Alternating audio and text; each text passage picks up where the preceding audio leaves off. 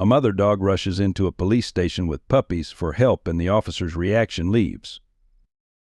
The quiet morning at Millbrook Police Station shattered when a mud-covered golden retriever burst through the front doors, her movements desperate yet deliberate. In her mouth, she tenderly carried a tiny puppy, barely 3 weeks old. Officer Matthew Ryan looked up from his desk, recognition flickering across his weathered face. Through the matted fur and wounds, he knew those eyes that once belonged to a decorated search and rescue dog. The mother dog gently placed her puppy on the floor, her exhausted body trembling. Without hesitation, she turned and limped back toward the door, her determined gaze meeting Ryan's for just a moment. In that brief connection, years of shared history and unspoken guilt passed between them. This wasn't just any dog seeking help, this was Hope, his deceased partner's beloved companion, the one he had failed to protect 5 years ago. As she disappeared into the morning fog, leaving her puppy safely behind, Ryan's hand instinctively reached for the drawer where he kept the old photograph, the one taken before everything went wrong, before choices were made that couldn't be undone. The puppy's soft whimper brought him back to the present, and he knew with crushing certainty Hope's return would force him to confront not only the shadows of his past, but a darkness in Millbrook that ran deeper than anyone dared imagine. Officer Matthew Ryan stood at the station's window, watching the empty road where Hope had disappeared moments ago. His calloused hand absently traced the scar on his left forearm, a permanent reminder of that fateful night 5 years earlier. At 45, Ryan's face carried the weathered lines of someone who had seen too much, yet his steel blue eyes retained an unwavering determination that had defined his 20-year career in law enforcement. Before being assigned to Millbrook Police Station, Ryan had been one of the most respected K-9 unit handlers in Burlington County. His partnership with Officer James Sullivan and their K-9 unit had become legendary among local law enforcement. Sullivan, or Sully as everyone called him, was more than a partner, he was the brother Ryan never had. Together with Hope, Sullivan's specially trained search and rescue dog, they had saved countless lives and brought closure to dozens of grieving families. The memories of their last mission haunted Ryan daily. It should have been a routine search operation in the mountains after a winter storm. 3 hikers had gone missing and time was running out. Hope had picked up their scent immediately, leading them through treacherous terrain. But none of them had anticipated the hidden dangers that awaited them that night. The ground, weakened by melting snow, gave way beneath Sullivan's feet. Ryan had reached for him, their fingers barely touching before Sullivan disappeared into the darkness below. In the aftermath, Ryan had thrown himself into the recovery effort, working tirelessly until they found Sullivan's body 3 days later. Hope had stayed by the site, refusing to leave her partner, her loyalty unshaken even in death. The dog's grief had mirrored Ryan's own, yet he had failed her when she needed him most. During the subsequent investigation, Ryan had learned that Sullivan had named him as Hope's guardian in his will, but the weight of guilt and grief had paralyzed him. When Sullivan's sister suggested selling Hope to a supposedly reputable training facility in another state, Ryan hadn't objected. He had convinced himself it was better for Hope to have a fresh start, away from the memories that haunted them both. That decision had eaten away at him ever since. He had made half-hearted attempts to track Hope down in the following months, but the facility's records led nowhere. Each dead end felt like another betrayal of Sullivan's trust. Ryan had eventually requested a transfer to Millbrook, a quiet town where he hoped to escape his past. Now, staring at the mud-covered paw prints on the station floor, Ryan felt the weight of his choices more heavily than ever. Hope's desperate return, her trust in bringing her puppy here despite everything, stirred something deep within him. The fear in her eyes spoke of horrors endured, and the determination in her gait told of a spirit unbroken by whatever trials she had faced. Linda Martinez, the station's desk sergeant, approached with a steaming cup of coffee. "Matt," she said softly, "the puppy's settled in the break room." "Dr. Mitchell's on her way." She paused, studying his face. "You want to tell me what's really going on here? I've never seen you like this." Ryan accepted the coffee but couldn't meet her eyes. "That dog," he began, his voice rough with emotion, "she's not just any stray. She's Hope Sully's Hope. And I'm the one who let her disappear." The silence that followed was heavy with unspoken understanding. Linda had known Ryan long enough to recognize the demons he carried. Then maybe she replied carefully, "This is your chance to make it right." The puppy's faint whimper echoed from the break room, and Ryan straightened his shoulders. Whatever darkness Hope had fled from, whatever danger still lurked in the shadows of Millbrook, he wouldn't fail her again. This time he would honor Sullivan's memory and protect what his partner had loved most, even if it cost him everything. Millbrook had always been the kind of town where everyone knew everyone else's business, yet somehow managed to keep the darkest secrets buried deep. With its population of just over 12,000, the community prided itself on its pristine Main Street, weekly farmers markets, and the kind of neighborly spirit that seemed to belong to a bygone era. But lately a shadow had fallen over this picture-perfect facade. Martha's Diner, the heart of local gossip for the past 30 years, buzzed with whispered conversations about the increasing number of missing pets. Eleanor Martha, the 70-year-old owner whose apple pie had won the county fair for 2 decades straight, noticed how her regular customers' conversations had shifted from weather and local politics to something more sinister. 3 cats from Cedar Street disappeared last week, she'd overheard. And did you hear about the Hendersons' German Shepherd? The abandoned warehouse district on the outskirts of town had become a source of growing concern. Once the pride of Millbrook's industrial past, the dozen or so buildings now stood as hollow reminders of more prosperous times. The city council had repeatedly delayed demolition, citing budget constraints and historical preservation concerns. But locals knew that Council Chairman William Bradford's real estate investments in the area might have more to do with the delays than any genuine interest in preservation. The tension in town had reached a breaking point 2 weeks ago when young Tommy Peterson, age 10, came running home in tears after hearing horrifying sounds coming from one of the warehouses while taking a shortcut home from baseball practice. His father, Robert Peterson, had immediately called the police, but by the time officers arrived, the area was silent. The incident report filed by Officer Sarah Collins noted no suspicious activity, but the look in her eyes when delivering this news to the Petersons suggested otherwise. The local newspaper, the Millbrook Herald, had tried to investigate the warehouse district situation, but their young reporter, Michael Chen, found himself stonewalled at every turn. His requests for property records were delayed, his calls to city officials went unreturned, and even his usually chatty sources at City Hall had suddenly become tight-lipped. The paper's editor, veteran journalist Rebecca Thompson, recognized the signs of a cover-up. She'd seen enough of them in her 40 years in the business. At the weekly community council meeting, the division among residents had become painfully clear. One faction, led by retired veterinarian Dr. Margaret Wilson, demanded immediate action and investigation into the animal disappearances. The other side, primarily business owners and those with ties to the city council, insisted that such allegations would harm the town's reputation and tourist appeal. The debate had grown heated enough that Sheriff Thomas Henderson had to attend meetings to maintain order. Even the local animal shelter, run by the dedicated but overwhelmed Emma Thompson, had noticed disturbing patterns. The number of strays brought in had dropped dramatically, but not because there were fewer homeless animals. "It's like they're vanishing into thin air," Emma had told Officer Ryan during one of his routine visits. And the ones we do find, she hadn't finished the sentence, but the tremor in her voice spoke volumes. The warehouse district stood as a dark smudge on Millbrook's conscience, a place where the streetlights seemed dimmer and the shadows deeper. Local teenagers whispered stories about strange noises in the night, and dog walkers deliberately avoided the area, even in broad daylight. Something was very wrong in Millbrook, and Hope's desperate appearance at the police station had just pulled the first thread of what promised to be a very dark tapestry. Officer Ryan sat in the security room, his eyes fixed on the grainy footage from the previous night.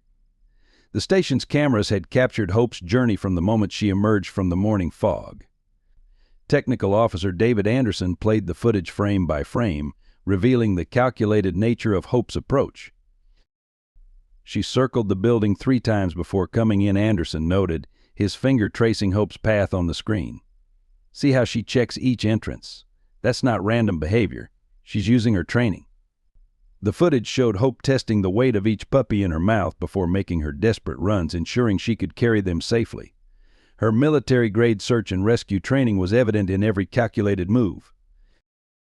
Sergeant Linda Martinez entered with a stack of reports, her face grim. "We've compiled the local complaints from the past 6 months. 27 missing dogs, 15 of them with specialized training backgrounds. K-9 units, therapy dogs, even a former circus performer." She spread the reports across the desk, creating a timeline that painted a disturbing pattern. The disappearances started right after Bradford Industries bought the warehouse district. Ryan studied the map where Linda had marked each disappearance. The pattern formed a rough circle around the warehouse district, with the frequency increasing over the past month. "Check this out," he said, pointing to a particular cluster. Every missing dog with specialized training disappeared within 48 hours of being listed for sale or adoption. Detective James Cooper from Major Crimes joined them, bringing coffee and a troubled expression. "Just got off the phone with Burlington County. They've had similar cases, but their investigation hit a wall 3 months ago. Their lead investigator was suddenly transferred, and the case was buried under administrative review." He paused, choosing his next words carefully. "They mentioned pressure from above." The security footage continued playing, showing Hope's final trip with her last puppy. This time Ryan noticed something new. "Freeze it there," he commanded. Anderson zoomed in on a reflection in the station's window. A black SUV was visible in the background, its license plate partially obscured. That vehicle shows up in the background of every run she made. Someone was watching. Linda cross-referenced the partial plate number with recent reports. The same vehicle was reported near the Peterson boys' baseball practice the day he heard those sounds. She hesitated before adding, "And it matches the description of a vehicle seen leaving Councilman Bradford's estate last week." Ryan's phone buzzed with a message from Dr. Sarah Mitchell, the veterinarian examining Hope's puppies. The preliminary results were concerning. The puppies showed signs of experimental supplements in their blood work, the kind used to enhance performance in fighting dogs. But there was something else: surgical scars that suggested recent implants. "They're not just training fighting dogs," Ryan realized, his voice heavy with disgust. "They're using them as test subjects, and they're specifically targeting dogs with specialized training backgrounds." The implications were staggering. Hope hadn't just escaped from abuse, she'd escaped from something far more systematic and sinister. Anderson pulled up one final piece of footage, this one from a traffic camera near the warehouse district. It showed Hope emerging from a specific building marked as property of Bradford Industries, no trespassing. The timestamp matched the night before her appearance at the station. As they watched, a group of men in security uniforms conducted a frantic search of the area, their movements suggesting both urgency and fear. "Whatever's happening in there," Cooper said quietly, "those men were more afraid of someone finding out about Hope's escape than they were of losing her." The room fell silent as the weight of this observation settled over them. They weren't just dealing with animal abuse anymore, they were pulling at threads that led to the highest levels of Millbrook's power structure. In the quiet of his office, Officer Ryan pulled out a worn leather folder from his bottom desk drawer. Inside lay the complete service record of Hope, a document he hadn't allowed himself to review in 5 years. The familiar photograph clipped to the front showed a younger, prouder Hope sitting beside Officer Sullivan, both wearing their service medals from the Burlington County Search and Rescue Unit. "She wasn't just any search and rescue dog," Ryan explained to Linda, who sat across from him, taking notes. "Hope was special from the beginning. Sullivan found her as a puppy, abandoned in a storm drain during a flash flood. The irony was that she ended up saving more people from floods than we could count." Ryan spread out Hope's certification papers and training records. Her achievements were remarkable: advanced disaster response, wilderness tracking, cadaver detection, and even specialized training in detecting certain medical conditions. The commendations kept coming: a governor's citation for locating a missing Alzheimer's patient during a blizzard, a state police medal for helping track down a kidnapped child, and countless letters of gratitude from families she had helped. "After Sullivan's death, everything changed," Ryan continued, his voice thick with emotion. "The department gave me 3 days to decide what to do with her. Sullivan's sister, Patricia, came forward with papers from a place called Elite Canine Development Center. They claimed to be a specialized facility that helped retired service dogs transition to civilian life. Their credentials looked impeccable: government contracts, partnerships with major universities, everything." Linda studied the facility's paperwork, her eyes narrowing. "The letterhead matches documents from Bradford Industries' subsidiary company," she noted. "Same font, same paper quality, even similar corporate registration numbers." Ryan's hands clenched into fists. "I let him take her. Signed the papers right here in this office. They said she'd have a good life helping train the next generation of service dogs. He pulled out the final document, the transfer of ownership. But look at the signature of the facility's representative. Linda leaned forward, comparing it to recent city council documents. It's Bradford's handwriting. Different name, but definitely his signature. A knock at the door interrupted them. Dr. Sarah Mitchell entered, carrying Hope's latest medical report. The veterinarian's face was etched with concern. "You need to see this," she said, spreading out x-rays on Ryan's desk. "Hope's body tells a story of systematic abuse. There are healed fractures consistent with fight training, but that's not the worst part. I found surgical scars that match experimental procedures I've only seen in illegal research facilities." Ryan's throat tightened as Dr. Mitchell pointed out the details. They were using her knowledge, weren't they? Her training. The veterinarian nodded grimly. They weren't just fighting her. They were studying how she tracked, how she searched, her decision-making processes. The supplements in her system suggest they were trying to enhance and replicate her abilities. And based on the puppy's blood work, they started experimenting on them before they were even weaned. Linda pulled up recent satellite images of the warehouse district on her tablet. The power consumption for Building 7 has been off the charts. Way more than any storage facility would need. And look at these delivery manifests: laboratory equipment, pharmaceutical supplies, specialized training gear. Ryan studied the medical reports, his professional detachment crumbling as he recognized the systematic nature of Hope's injuries. Each wound, each scar represented a betrayal not just of Hope, but of everything she and Sullivan had stood for. The realization hit him like a physical blow. He hadn't just failed to protect her, he had unknowingly handed her over to the very people who would exploit everything that made her special. "There's something else," Dr. Mitchell added softly. "Hope is dying. The experiments, the fights, the strain of pregnancy, it's all taken a toll. Without proper treatment, she has maybe 6 months. Even with the best care, a year at most." The room fell silent. Through the window they could see Hope in the station's makeshift kennel, tenderly nursing her puppies despite her own obvious pain. Her eyes remained alert, constantly scanning for threats, her body positioned to shield her babies from any potential danger. "She didn't just escape," Ryan said finally, his voice barely above a whisper. "She waited until she had her puppies, planned every detail, and chose the one place where she knew her past might help protect their future." He stood, gathering the documents with renewed purpose. "We're going to shut them down. Not just for Hope, but for every animal they've tortured in the name of profit and power. And this time I won't fail her."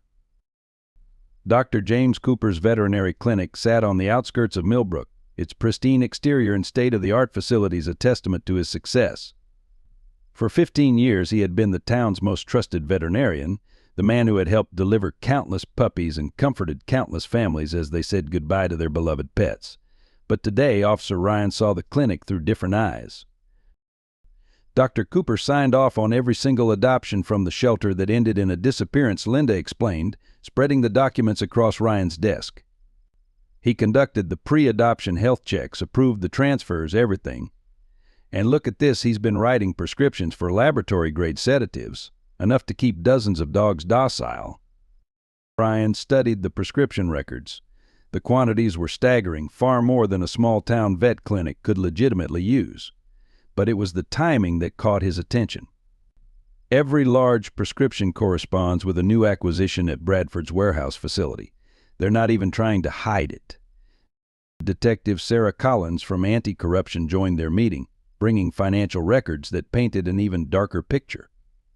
Cooper's clinic received regular payments from a series of shell companies, all leading back to Bradford Industries. The amounts increased dramatically after each disappeared dog was last seen at his clinic. The evidence suggested a sophisticated operation. Cooper would identify dogs with specialized training or exceptional abilities during routine checkups. Those that fit the criteria would be flagged for adoption through seemingly legitimate channels. Once in the system, they would disappear into Bradford's warehouse facility, never to be seen again. But here's where it gets interesting, Collins continued, pulling up bank records. Cooper's not just getting paid for the dogs. He's receiving consulting fees from pharmaceutical companies owned by Bradford Industries. They're using his veterinary expertise to refine whatever experiments they're conducting. Ryan's computer pinged with a new email from an anonymous source. Inside was security footage from Cooper's clinic after hours. The video showed the veterinarian meeting with William Bradford himself, examining medical files spread across his desk. The date stamp matched the night before Hope's escape. "They're panicking," Linda observed. Hope wasn't just any test subject, she was their proof of concept. Whatever they learned from her, they were planning to replicate it on a massive scale.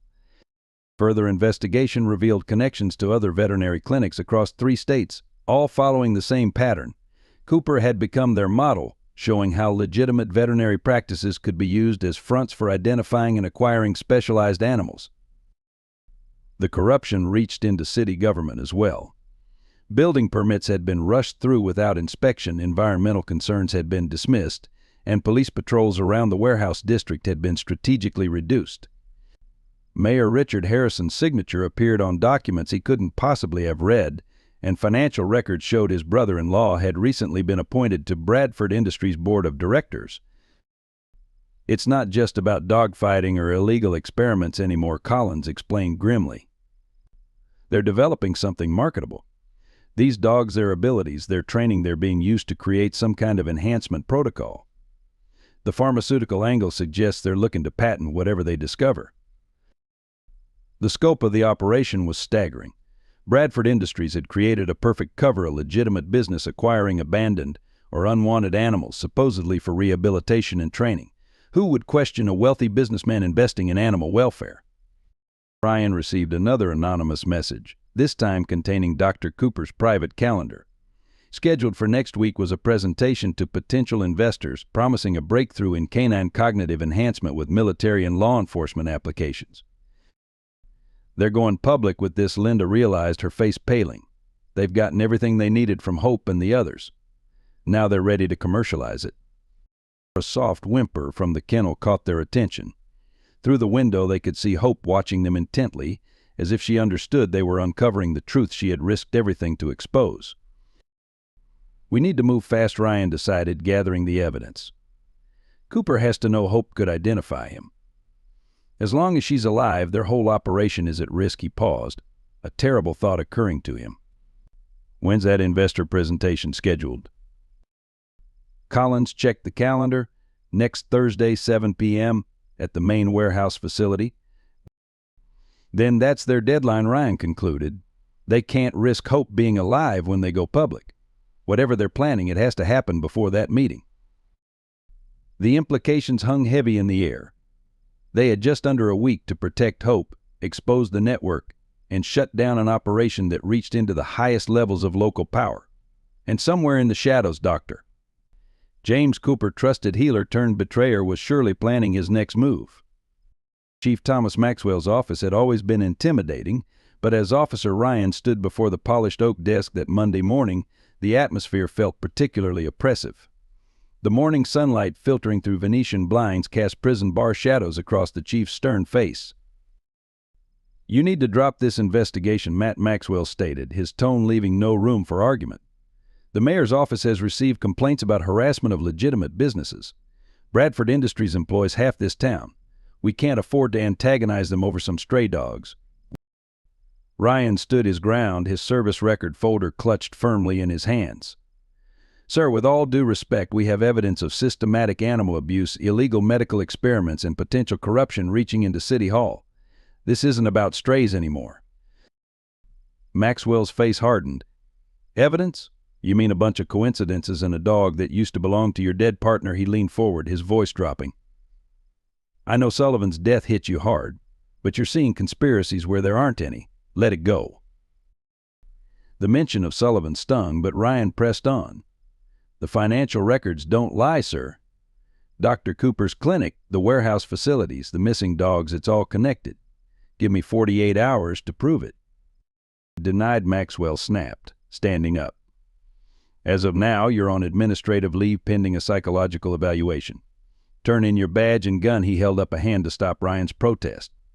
"This isn't a request, officer. Your obsession with this case is affecting your judgment."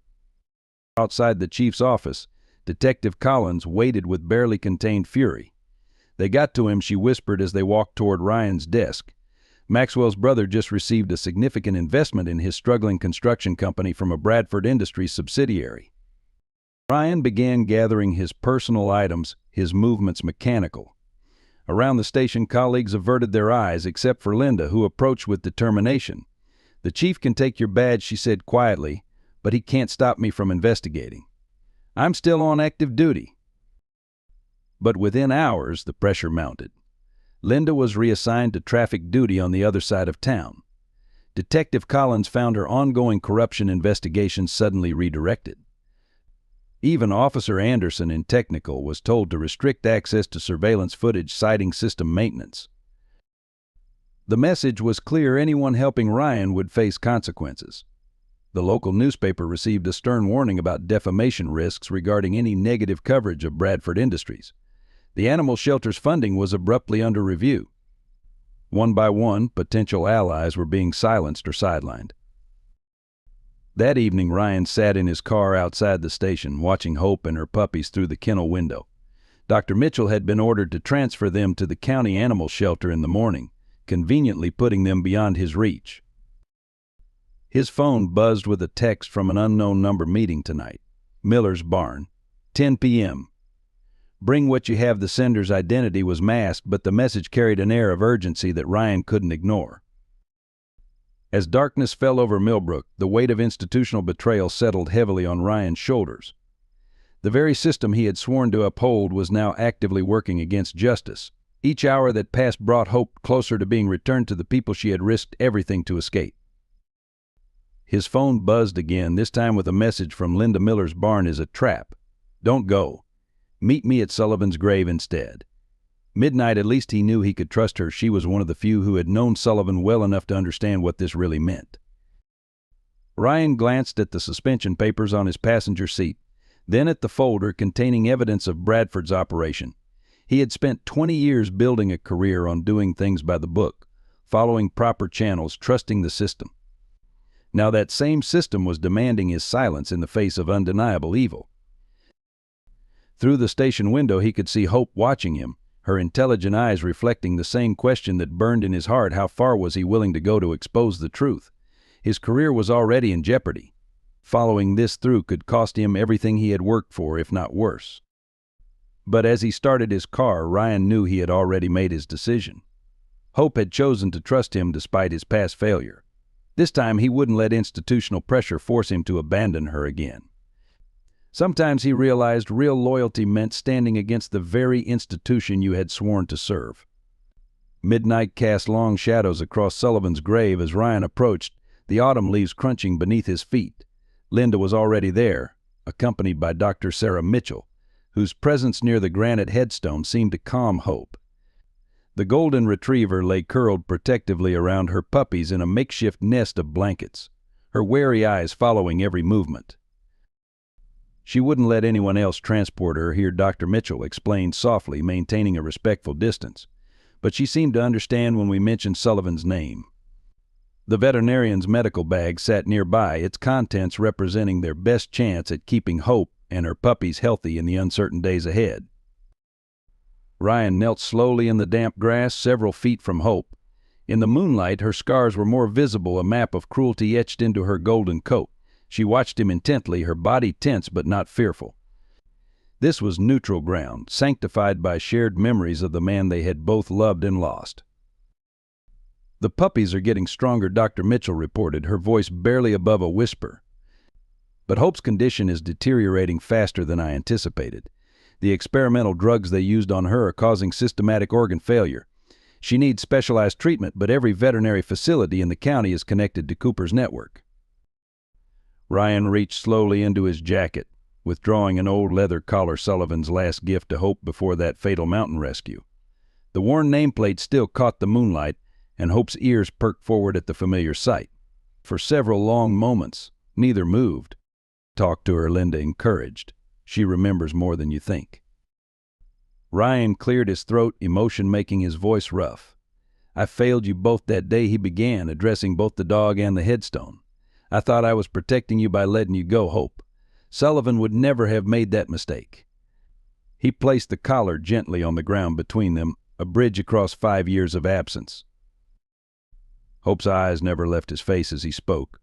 Slowly, cautiously, she rose from her protective curl around the puppies. Each step toward him was measured, deliberate. When she reached the collar, she nosed it gently, a low whimper escaping her throat. "That's it," Girl Ryan murmured, remaining perfectly still.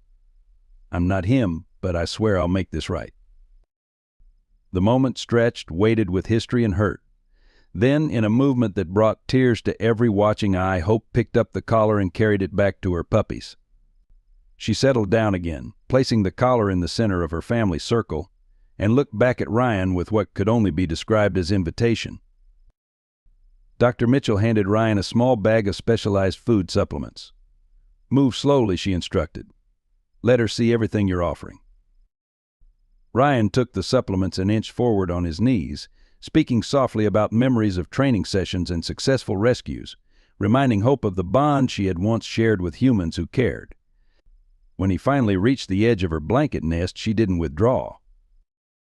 "Look at her body language," Linda observed quietly. "She's not just tolerating him, she's accepting him back into her pack."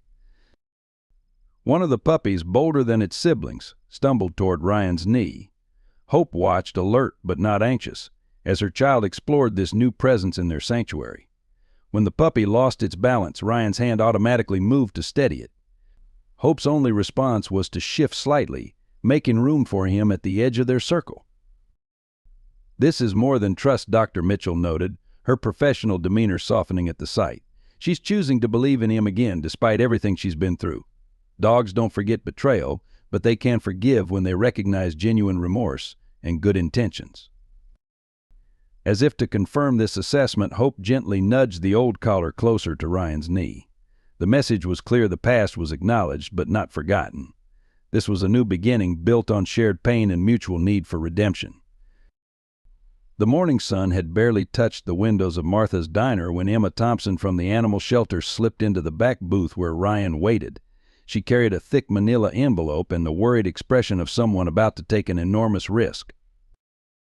"The shelter's surveillance footage disappeared last night," Emma whispered, sliding the envelope across the table. "But I've been keeping my own records. Every dog that came through Cooper's clinic, every adoption that ended in a disappearance. 5 years' worth of patterns that nobody wanted to see." Eleanor Martha herself brought their coffee, her aged hand steady as she set down the cups. The diner owner's eyes held a knowing look. "Tommy Peterson's father is in the kitchen," she said quietly. "He'd like a word, Officer Ryan. Even without your badge, people here know who really serves this community." Robert Peterson emerged from the kitchen, still wearing his mechanic's coveralls. He pulled up a chair, speaking in hushed tones about the sounds his son had heard from the warehouse. "It wasn't just barking," he explained, his face haunted. "It was the kind of sounds that change a person. Tommy's been having nightmares."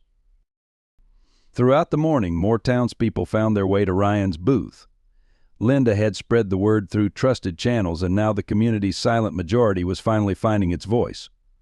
Sarah Collins from the hardware store brought receipts from Bradford Industries' late-night purchases, specialized locks, heavy-duty restraints, materials that had no place in a legitimate business.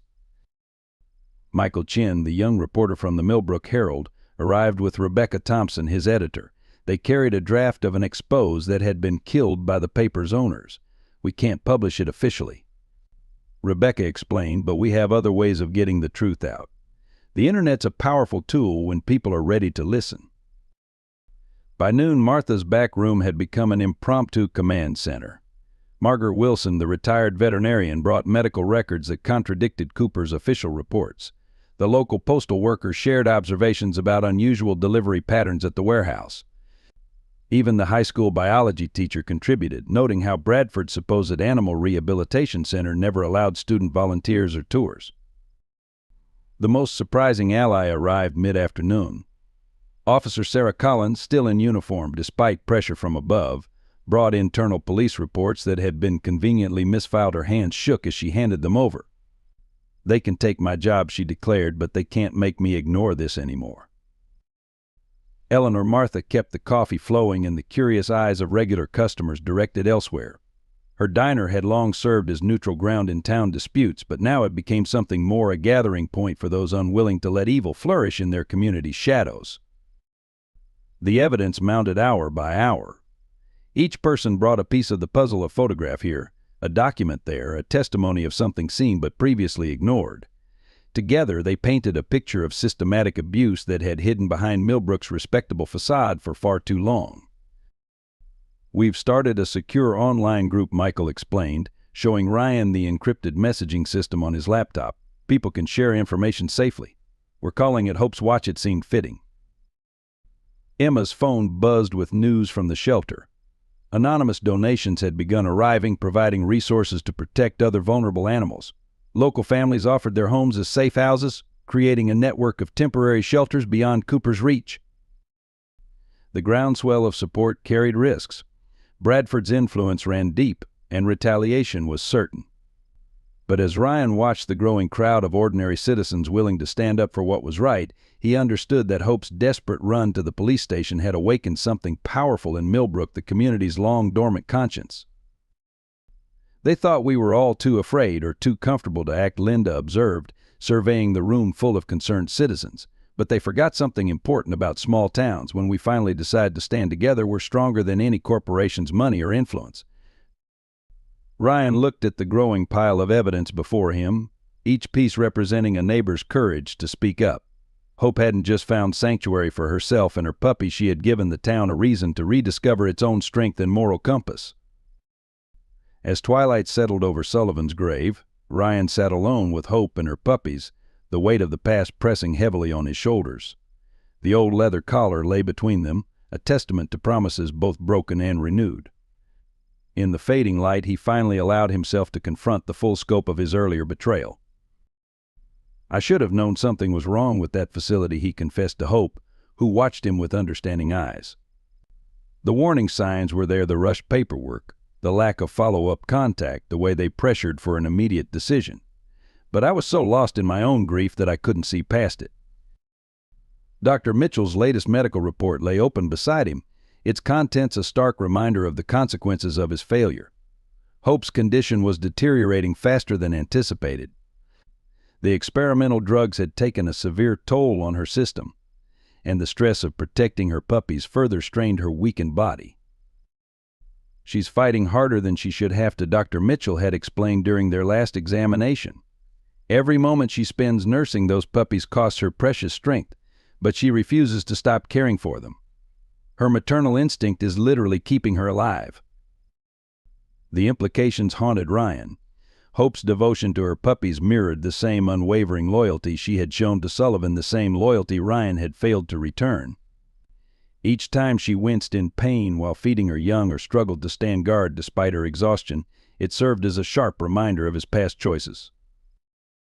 Linda approached quietly, carrying fresh supplies and evening medications. "The community's response is growing stronger," she reported, "but so is the opposition. Bradford's people are starting to push back.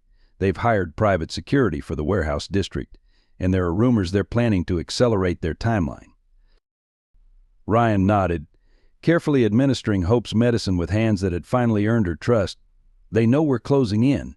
The investor presentation is their endgame. Everything they learned from Hope, everything they did to those other dogs, it all leads to that moment." The smallest puppy, whom they'd named Sullivan, crawled into Ryan's lap, its tiny body seeking warmth. Hope watched this interaction with what seemed like approval, her trust in Ryan now extending to her most vulnerable child. The gesture nearly broke him. "She remembers everything, doesn't she?" he asked Linda, his voice rough. "Not just the training and the abuse, but the good times too. Every rescue mission with Sullivan, every life they saved together, and I just gave her away." Linda sat beside him, her presence offering silent support. "You can't change the past, Matt, but you can honor it by doing the right thing now. That's what Sullivan would have wanted." Hope shifted closer, resting her head against Ryan's knee. Despite her obvious pain, her eyes remained alert, scanning the growing darkness for threats to her family. Her dedication never wavered, even as her strength ebbed. Bradford and Cooper didn't just hurt her physically, Ryan observed, his jaw tightening. They tried to corrupt everything she represents: loyalty, service, the bond between humans and animals. They took something pure and tried to turn it into a product. The evening medication began to take effect, easing some of Hope's visible discomfort. As her breathing steadied, Ryan made a silent vow. This wasn't just about exposing corruption anymore. It was about defending the values that had defined Sullivan's life and Hope's service, the unwavering dedication to protecting the vulnerable and standing up for what was right. "We're running out of time," Linda reminded him gently. "The investor presentation is less than 3 days away, once they go public with their research." "They won't," Ryan interrupted, his voice carrying a new resolve. "Hope risked everything to expose them. She trusted us, trusted me to make this right. Whatever it takes, we're going to shut them down. Not just for her, but for every animal they've abused and every principle they've violated." As darkness settled over the cemetery, Hope's steady presence beside him felt like both absolution and challenge. She had given him a second chance to prove himself worthy of Sullivan's trust and her own. This time he would not fail either of them. The first indication of trouble came at precisely 2:47 a.m. Hope's sudden growl cut through the darkness of Martha's Diner's back storage room, where they had created a temporary sanctuary. Officer Ryan, who had been dozing in a chair near the makeshift kennel, was instantly alert. The golden retriever stood rigid, her body positioned between her sleeping puppies and the room's rear entrance. Through the window, shadows moved against the building's exterior wall. The security measures they had installed, motion sensors borrowed from Sarah Collins' hardware store, began transmitting silent alerts to their phones. Ryan counted at least 3 distinct figures attempting to disable the building's power supply. "Eastern entrance is compromised," Linda's voice crackled through their secure radio channel. 2 more approaching from the alley. Professional gear, tactical formation, her position on the diner's roof provided crucial surveillance, but it also left her exposed. Eleanor Martha, who had insisted on staying despite the risks, moved silently through her kitchen, systematically securing potential entry points. At 72, her hands remained steady as she activated the additional locks installed by Robert Peterson earlier that day. The attack, when it came, was precisely coordinated. The power cut out simultaneously with an attempt to breach both the front and rear entrances. The intruders, clearly expecting the darkness to provide cover, were unprepared for the emergency lighting system. Michael Chen had installed powerful LED floods that transformed the diner's interior into a brilliant defensive zone. Hope's reaction was immediate and strategic. She herded her puppies into the reinforced crate they had prepared, positioning herself at its entrance. Her training as a search and rescue dog emerged in full force, not a hint of panic, just focused, protective vigilance. The first intruder, through the rear door, encountered a carefully arranged obstacle course of kitchen equipment. His stumble triggered Emma Thompson's improvised alert system, a cascade of metal pans that created both noise and confusion. The community's preparations were proving their worth. Dr. Mitchell, who had been monitoring Hope's vital signs, quickly administered a pre-prepared injection, a protective measure against the tranquilizer darts they had discovered in Bradford's recent shipping manifests. The veterinarian's foresight would prove crucial in the minutes that followed. The second team, attempting entry through the diner's front windows, found themselves exposed by the strategic placement of Rebecca Thompson's news van, its high-beam headlights creating a blinding barrier. The retired veterans who formed part of their volunteer security team had positioned themselves perfectly. Ryan moved with practiced efficiency, years of police training evident in every action. "Linda, status," he called into his radio, noting the laser sight dots now dancing across the interior walls. Their opponents were well equipped but growing frustrated by the unexpected resistance. 4 more vehicles approaching from Mason Street, Linda reported.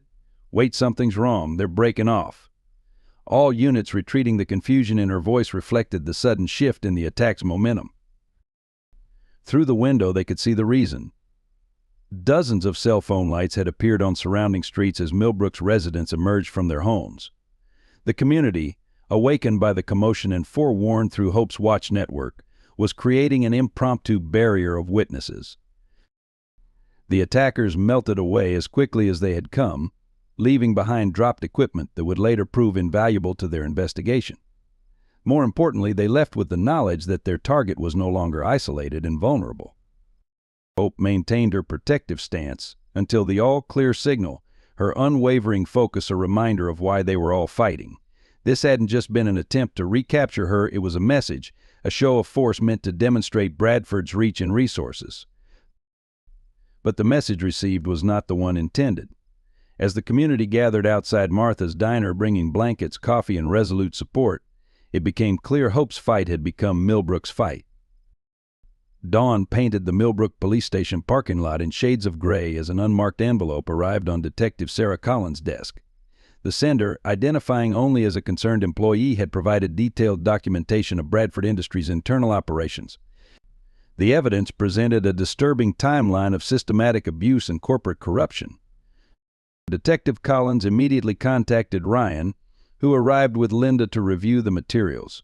The documents revealed a carefully orchestrated system of animal acquisition and exploitation. Bradford's operation extended far beyond simple dogfighting or illegal experimentation. They had created an elaborate network designed to identify, obtain, and exploit animals with exceptional abilities. "Look at these procurement records," Linda noted, spreading the papers across the conference room table. Every animal they targeted had specialized training or unique capabilities. Military dogs, search and rescue units, even therapy animals with unusual empathetic responses. They weren't just collecting random strays. The anonymous whistleblower had included financial statements showing payments to various municipal officials. Mayor Harrison's signature appeared on permits that circumvented standard safety protocols, while Building Inspector James Mitchell had filed falsified reports about the warehouse facility's true purpose. Most damaging were the medical records from Dr. Cooper's clinic. The veterinarian had meticulously documented his observations of the experimental procedures, apparently maintaining his own research archive. His clinical notes revealed a disturbing progression from standard veterinary care to increasingly aggressive chemical and behavioral modifications. Cooper wasn't just complicit, Ryan observed, studying the detailed protocols. He was developing the enhancement procedures himself, using Hope as his primary test subject. Her unique abilities made her the perfect prototype for whatever they're planning to announce at the investor presentation. Sarah Collins pushed forward a series of photographs showing late-night deliveries to the warehouse. The timestamps aligned perfectly with the disappearances of specialized service dogs from neighboring counties. Equipment manifests listed supplies more suited to a research facility than an animal shelter, advanced monitoring systems, pharmaceutical-grade laboratories, and behavioral modification chambers. The most crucial piece of evidence came from Bradford Industries' own internal communications. Email exchanges between William Bradford and potential investors discussed the development of enhanced canine capabilities with significant military and law enforcement applications. The projected profit margins were staggering, explaining the lengths they would go to protect their investment. This is why they're so desperate to recapture Hope, Linda realized, connecting the documents. She's not just a test subject, she's living proof of their methods. If she appears at that investor presentation showing signs of abuse or medical complications, their entire operation collapses, Ryan finished. No one would invest in a program that destroys the variabilities they're trying to enhance. Additional documents revealed a network of compromised officials extending beyond Millbrook's borders. State inspectors had been bribed, oversight committees had been manipulated, and legitimate animal welfare organizations had been systematically discredited or intimidated into silence. The whistleblower had included one final item, a USB drive containing surveillance footage from inside the warehouse facility. The preliminary review revealed scenes that would haunt even the most seasoned investigators. Hope's escape had not been a desperate flight, it had been a carefully planned rescue mission to save not only herself but her unborn puppies from becoming the next generation of test subjects. As they organized the evidence for transmission to trusted federal authorities, Ryan understood the full weight of what their anonymous ally had risked. This wasn't just a leak, it was a comprehensive expose of corporate corruption that had methodically destroyed lives, both human and animal, in pursuit of profit. The morning sun now streamed through the conference room windows, illuminating the mountain of evidence before them. They finally had what they needed to bring down Bradford's empire. But with the investor presentation less than 48 hours away, time was running out. The question now wasn't just about justice, it was about whether they could act quickly enough to prevent more animals from suffering Hope's fate. Chief Maxwell's emergency meeting of senior officers filled the main conference room with an atmosphere of tension. The morning sunlight cast long shadows across faces that showed varying degrees of concern and conflicting loyalties. At the front of the room, Maxwell stood beside Mayor Harrison, their united presence sending a clear message about institutional authority. Officer Ryan's unauthorized investigation has placed this department in an untenable position, Maxwell announced, his voice carrying the weight of official disapproval. Bradford Industries has filed formal harassment complaints against several of our officers. Their legal team is demanding immediate action. Detective Sarah Collins rose from her seat, holding the whistleblower's documentation. With respect, Chief, we have substantial evidence of criminal activity at the warehouse facility. These documents prove systematic animal abuse, corporate fraud, and official misconduct. Mayor Harrison stepped forward, his practiced political smile failing to mask his discomfort. The City Council has reviewed Bradford's expansion proposals. Their research facility promises to bring hundreds of jobs to Millbrook. We cannot jeopardize economic development over unsubstantiated allegations. The room divided itself along invisible lines. Veteran officers who remembered Sullivan's dedication to the K-9 unit sat straighter, their faces set with determination. Younger officers, conscious of their mortgages and family obligations, studied their hands, avoiding direct engagement. "This isn't about economic development," Linda interjected, spreading photographs across the conference table. "These images show clear violations of state and federal law. The warehouse facility has been operating without proper oversight or required permits." Chief Maxwell's face hardened. "Sergeant Martinez, you're bordering on insubordination. This department will not be used as a platform for personal vendettas or conspiracy theories." The tension escalated as Officer Sarah Collins stood, removing her badge and placing it deliberately on the table. "Then I resign," she announced clearly. "I won't be part of a cover-up." Her action sparked a ripple effect as 3 other officers followed suit, their badges forming a silent protest. Mayor Harrison's political instincts triggered alarm. "Let's not be hasty," he backpedaled, sensing the situation slipping from his control. "Perhaps we could form a committee to review these concerns through proper channels." The chief's phone buzzed with an urgent message. His face paled as he read the screen. State investigators responding to anonymous tips had opened a preliminary inquiry into Bradford Industries. The FBI's Animal Cruelty Task Force had also expressed interest in the case. The mayor and chief exchanged worried glances, their carefully constructed wall of institutional resistance beginning to crack. The evidence couldn't be contained within Millbrook's borders any longer. External scrutiny was inevitable. Ryan, who had remained silent throughout the exchange, finally spoke. "This isn't about politics or careers anymore. This is about right and wrong. Hope came to us for justice, and every minute we delay puts more animals at risk." The room fell silent as security footage from the warehouse played on the conference room screen. The images of systematic abuse and exploitation spoke louder than any argument.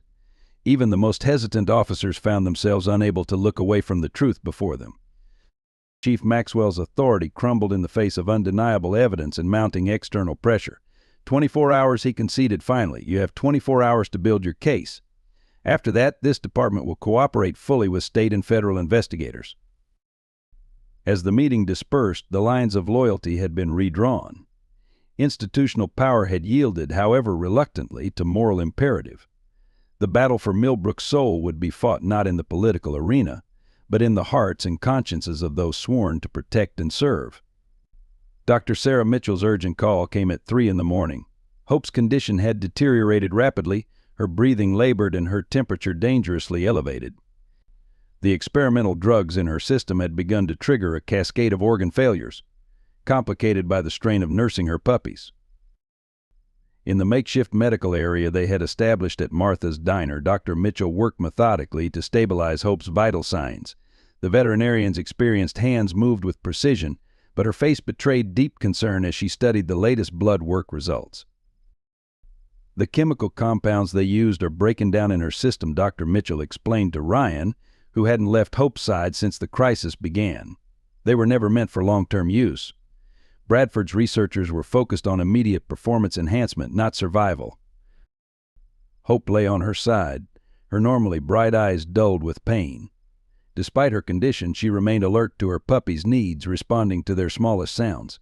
The 4 young ones, still too small to understand their mother's distress, huddled close to her, drawing comfort from her warmth. We need specialized medication, Dr. Mitchell continued, reviewing her limited supplies. The kind only available at major veterinary hospitals. Cooper's clinic would have it, but she let the sentence hang, acknowledging the impossibility of that option. Linda arrived with Emma Thompson from the shelter, both carrying emergency medical supplies gathered from sympathetic veterinarians in neighboring towns. But even as they unpacked the donations, Dr. Mitchell shook her head. These will help manage her pain, but they're not enough. Without proper treatment, she has hours, maybe a day at most. The nearest specialized veterinary hospital was in Burlington, nearly 3 hours away. Even if they could transport Hope safely, Bradford's influence likely extended there as well. They had already discovered his connections to veterinary facilities across 3 states. Hope's condition worsened as dawn approached. Her breathing became more labored, and her temperature continued to rise despite their best efforts. The puppies, sensing their mother's distress, began to whimper. The smallest one, Sullivan, refused to leave her side, pressing his tiny body against her neck. There might be another way, Emma suggested hesitantly. When I worked at the State University's veterinary program, we had access to an experimental treatment protocol for drug interactions. I still have contacts there. Dr. Mitchell's eyes lit up with recognition. The Morrison protocol. Yes, that could work. But we'd need specific medications, precise dosages, and constant monitoring. One mistake could kill her faster than the toxins. Ryan watched as Hope struggled to lift her head, still trying to check on her puppies despite her failing strength. Her dedication never wavered, even as her body betrayed her. The sight stirred memories of Sullivan's own unwavering commitment to duty, right until his final moment. To make the calls, Ryan decided, whatever we need, whatever it costs, we'll find a way. She didn't survive everything they did to her just to die now. The next hours became a desperate race against time. Linda coordinated with their network of supporters, creating a relay system to transport the needed medications. Local motorcycle clubs volunteered as couriers, their riders able to move quickly and avoid detection. Emma's university contacts worked overtime to prepare the specialized treatments. Dr. Mitchell converted Martha's storage room into an intensive care unit, using equipment borrowed from sympathetic medical professionals. Eleanor Martha herself stood guard at the door, her aged frame belying her fierce determination to protect those within. Hope's struggle touched something deep in the community's conscience. People who had remained neutral in the Bradford investigation found themselves taking sides. Anonymous donations appeared, providing crucial supplies and support. Even those who had opposed Ryan's investigation couldn't ignore the sight of a mother fighting so hard to stay alive for her puppies. By midday, Hope's fever had reached critical levels. Dr. Mitchell worked tirelessly, adjusting medications and monitoring vital signs. The puppies, now supervised by Emma, cried for their mother, their distress adding another layer of urgency to the situation. She's fighting, Dr. Mitchell observed, checking Hope's latest readings. But she's fighting against more than just the drugs. Every hour she spends nursing the puppies drains her strength. Yet she won't give up on them. Ryan sat beside Hope, gently stroking her fur. In her eyes, despite the pain and exhaustion, he saw the same determination that had driven her to escape, to protect her puppies, to trust him again despite past betrayals. They were running out of time, not just for Hope's survival, but for exposing Bradford's operation before the investor presentation. The choice loomed before them: focus on saving Hope's life or use their limited time and resources to bring down those responsible for her condition. As if sensing his thoughts, Hope's tail thumped weakly against the floor, her unwavering spirit reminding him that sometimes the hardest choices are also the clearest. The first sign of betrayal arrived in an innocuous brown envelope on Dr. Mitchell's desk at the makeshift clinic. Inside were copies of veterinary records that made her blood run cold. Dr. James Cooper's involvement in Bradford's operation went far deeper than anyone had suspected. The documents revealed a decade-long pattern of identifying and marking exceptional animals for acquisition. He was using routine checkups to screen for potential subjects, Dr. Mitchell explained to Ryan and Linda, her hands trembling as she spread the records across the table. Every animal that showed above-average intelligence or special abilities was flagged in his private database. Hope wasn't their first success story, she was the culmination of years of research. The documentation showed that Cooper had begun his work long before Bradford Industries arrived in Millbrook. His research into animal behavior enhancement had caught Bradford's attention, leading to their partnership. The quiet veterinarian, trusted by generations of Millbrook families, had been systematically betraying that trust for personal gain and scientific ambition. More disturbing were Cooper's detailed notes about Hope's capabilities. He had recognized her exceptional abilities during her first examination years ago, when Sullivan was still alive. The records indicated he had begun laying the groundwork for her acquisition even then, watching and waiting for the right opportunity.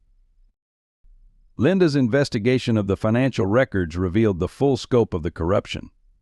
Cooper owns 30% of the patents pending on the enhancement procedures, she reported. He stands to make millions from the investor presentation. This wasn't just about scientific research, it was about creating a marketable product. The betrayal cut deeper when they discovered Cooper's connection to Sullivan's death. Weather reports from the night of the fatal mountain rescue showed clear conditions, yet Cooper had signed off on equipment that proved faulty in cold weather. The implications were staggering. He had been clearing the way to acquire Hope even before the tragedy. Chief Maxwell arrived at the clinic, his face ashen as he delivered more damning evidence. Cooper's clinic had been conducting unauthorized experiments for years, using the trust of his position to cover his activities. The animals that didn't survive his early trials were cremated quietly, listed in records as having died from natural causes. The FDA investigation into his clinic last year, Maxwell explained, it was buried because Cooper threatened to expose corrupt officials who had helped cover up his activities. He's got half the town council in his pocket through blackmail and bribes. Hope, still fighting for her life in the makeshift intensive care unit, had been more than just a test subject. She had been Cooper's masterpiece, the proof that his methods could enhance natural abilities without immediately destroying the subject. Her escape threatened not just Bradford's operation, but Cooper's life's work. The evidence painted a picture of a man consumed by scientific ambition, willing to sacrifice anything and anyone in pursuit of his goals. Cooper had cultivated his image as Millbrook's kindly veterinarian while systematically exploiting the animals in his care. Each successful enhancement brought him closer to his ultimate goal, a breakthrough that would make him famous in scientific circles. Ryan watched Hope through the clinic window, understanding now why she had chosen the police station for sanctuary. She hadn't just been running from Bradford's facility, she had been running from Cooper, whose scent and presence would have been familiar to her from her days with Sullivan. Her intelligence had led her to the one place where Cooper's influence might not reach. Dr. Mitchell's voice shook with professional outrage as she reviewed Cooper's experimental protocols. He wasn't trying to help these animals. He was using them as disposable test subjects, pushing the boundaries of their capabilities until they broke. Hope survived because she was stronger than the others, but even she wasn't meant to live long after the procedures were perfected. The investor presentation wasn't just about selling enhancement procedures, it was about establishing Cooper's legacy. The timing of Hope's escape, just days before the presentation, had threatened to unravel years of careful planning and manipulation. As evening approached, they received word that Cooper had disappeared from his clinic, leaving behind a trail of shredded documents and deleted files. But he had underestimated the determination of those he had betrayed. His careful records, meant to document his triumph, now provided the evidence needed to destroy him. Hope's soft whimper from the intensive care unit drew their attention. Despite everything Cooper had done to her, she continued fighting, continued protecting her puppies. Her spirit, unbroken by betrayal and abuse, stood as a testament to everything Cooper had failed to understand about the animals he claimed to help. In Martha's Diner's makeshift clinic, Ryan faced the most challenging decision of his career. Dr. Mitchell had just delivered the critical update: Hope's condition required immediate specialized treatment at a major veterinary hospital. However, the only facility capable of providing such care was Cooper's main clinic in Burlington, where his influence remained strong. The Morrison Protocol is helping stabilize her, Dr. Mitchell explained, reviewing the latest vital signs, but without proper medical equipment, we can't sustain it. She needs intensive care that we simply cannot provide here. The veterinarian's professional demeanor barely concealed her frustration at their limited resources. The timing presented an impossible choice.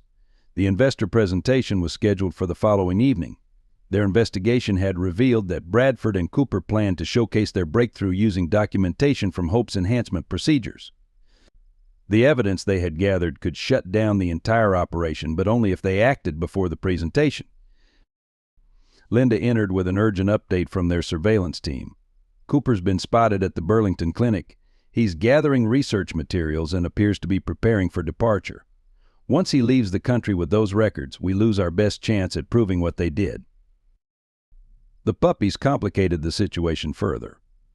Though growing stronger each day, they still required their mother's care. Dr. Mitchell had explained that separating them now could compromise their development, yet keeping them with Hope meant exposing them to additional risk. We have 3 options, Ryan articulated, addressing the small group of trusted allies gathered in Eleanor Martha's office. First, we move Hope to Burlington for treatment, knowing it might be a trap. Second, we focus on stopping Cooper and Bradford, potentially sacrificing Hope's best chance at survival. Third, we split our resources and attempt both, knowing we might fail at everything. Emma Thompson from the animal shelter offered another perspective. The puppies are old enough to survive on formula, but Hope won't willingly leave them. Her maternal instinct is both keeping her alive and complicating our choices. The shelter workers' experience with traumatized animals added weight to her assessment. Detective Collins provided the law enforcement view.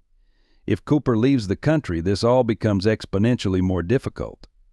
International warrants, extradition challenges, we could spend years trying to bring him to justice, while Bradford continues operations under a different name. The gravity of the situation hung heavy in the room. Hope's labored breathing could be heard through the partially open door, a constant reminder of the stakes involved. Her unwavering dedication to her puppies, even in her weakened state, stood as a testament to the values they were fighting to protect.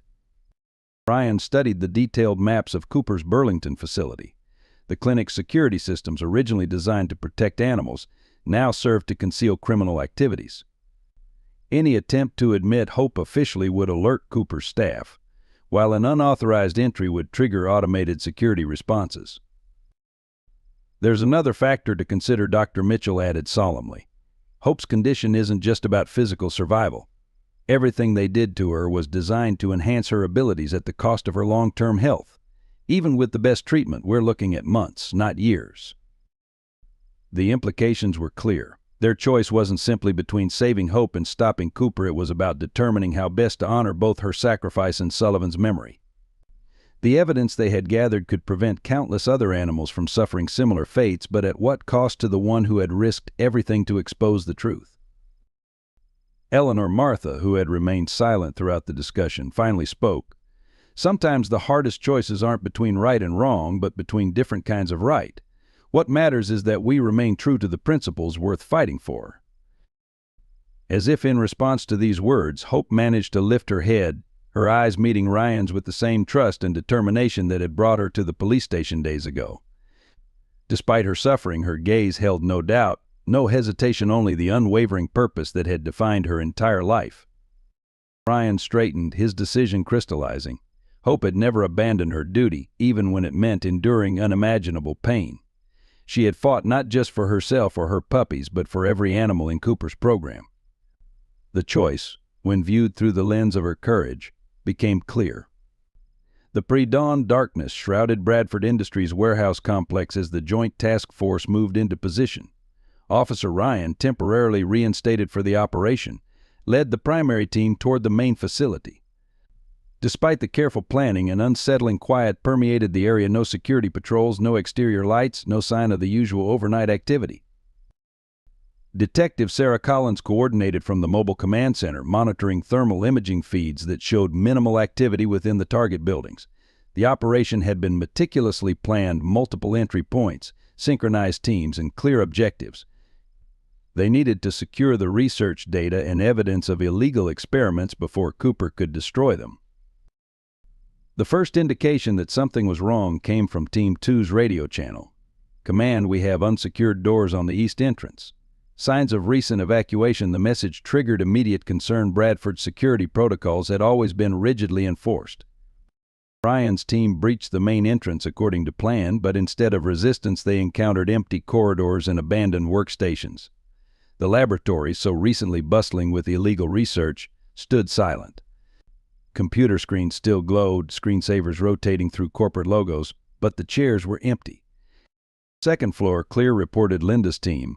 Files and equipment appear to have been moved recently. Multiple shred bins still warmed. The systematic removal of evidence suggested not just evacuation, but careful preparation. The facility's central research lab, where Hope had been held, revealed the full extent of their miscalculation. Incubators stood empty, their monitoring systems still active, but their contents removed. Testing apparatus had been methodically cleaned, leaving only trace evidence of their recent use. Terminal accessing, announced the technical team's leader, fingers flying across keyboards. They've initiated a complete data purge, trying to halt the process, but even as they worked, progress bars showed the systematic destruction of years of research data. The trap was sprung as the teams converged on the central laboratory. Steel shutters slammed down over exits and windows, emergency lights shifted to red, and a computerized voice announced the activation of the facility's containment protocols. They had walked into an elaborately staged ambush. Through the facility's internal cameras, now controlled by Bradford's team, Cooper's face appeared on multiple screens. "I truly hoped you would be more reasonable, Officer Ryan," his voice echoed through the building's speaker system. "But you forced my hand. In approximately 3 minutes, the facility's emergency decontamination system will activate." The implications were immediate and dire. The decontamination protocol, designed to protect against laboratory accidents, would flood the building with powerful chemical agents. Their protective gear, intended for a tactical raid, wouldn't provide adequate protection. Ryan's training kicked in as he coordinated an immediate evacuation. Teams redirected to the nearest emergency exits, but found them sealed by the security system. The technical team worked frantically to override the controls, precious seconds ticking away. Linda's voice crackled over the radio, tension evident despite her professional tone. "Command, we've located a maintenance shaft. Beginning emergency extraction, but the narrow access point would take precious minutes to evacuate all personnel." Through the chaos of the evacuation, Ryan noticed something critical. The pattern of sealed exits and active cameras revealed Cooper's true intention. He wasn't trying to eliminate them, but to delay them. The elaborate trap served to occupy law enforcement, while something more important occurred elsewhere. The realization struck just as they received urgent word from Dr. Mitchell. Hope had disappeared from the clinic, along with all evidence of her treatment. In their focus on raiding the warehouse, they had left their most important witness vulnerable. Cooper's trap hadn't been meant to catch them, it had been meant to distract them. In the aftermath of the failed raid, the cost of their miscalculation became painfully clear. The Millbrook Police Department's emergency session convened at midnight, with Chief Maxwell delivering the official consequences. Officer Ryan's reinstatement was immediately revoked, accompanied by a formal recommendation for permanent dismissal. The chief's face showed no emotion as he read the charges: insubordination, reckless endangerment, and violation of departmental protocols. Linda received a 30-day suspension without pay, her exemplary service record now marred by a formal reprimand. Detective Collins faced reassignment to Traffic Division, effectively ending her investigation into corporate corruption. The message was clear: Bradford Industries' influence reached deep into the department's command structure. At Martha's Diner, now empty of the evidence and medical equipment that had transformed it into a sanctuary, Eleanor Martha faced her own repercussions. Health department officials, previously lenient with inspection schedules, suddenly discovered multiple violations requiring immediate closure. The diner's shutdown threatened not just her livelihood, but also eliminated their primary safe haven. The most devastating blow came from Dr. Mitchell's emergency call. Hope's disappearance had been orchestrated with surgical precision. Security cameras showed a team of professionals entering the clinic through a service entrance, using access codes that only authorized medical personnel should have known. The puppies, separated from their mother during her treatment, remained behind, a calculated move to ensure Hope wouldn't resist. They knew exactly when and where to strike, Dr. Mitchell explained, her professional composure cracking. "The medications we were using, the treatment protocols, someone with intimate knowledge of veterinary procedures coordinated this." The implication hung heavily: they had a traitor within their trusted circle. The community's support, so strong just days before, began to waver under pressure. Anonymous donations ceased as Bradford Industries announced a comprehensive review of its local business relationships. Families who had offered safe houses for rescued animals suddenly found their mortgages under review. The web of financial influence tightened, forcing longtime allies to choose between conscience and survival. Ryan stood in Sullivan Cemetery that evening, the weight of failure pressing down like physical pain. Hope's old collar, their symbol of renewed trust and commitment, lay cold in his hands. He had failed her twice now, first by abandoning her to Cooper's facility, and now by leaving her vulnerable during the raid. The cost of his decisions extended beyond his career, beyond even Hope's fate, to affect everyone who had dared to stand against corporate power. Linda joined him at the cemetery, bringing news that further demonstrated the extent of their setback. The evidence they had gathered, carefully documented and secured, had vanished from the police department's evidence room. Digital backups were corrupted, witness statements were missing, and the anonymous whistleblowers' documents had disappeared from secured storage. "They're not just burying the investigation," Linda observed, her voice tight with controlled anger. "They're erasing any trace that it ever existed. By tomorrow, there won't be any official record of what happened here." The puppies, now under Dr. Mitchell's care, whimpered for their missing mother. Their distress echoed the larger tragedy unfolding in Millbrook, the systematic dismantling of truth and justice by those with the power to reshape reality. Each cry represented not just the separation of a family, but the triumph of corruption over conscience.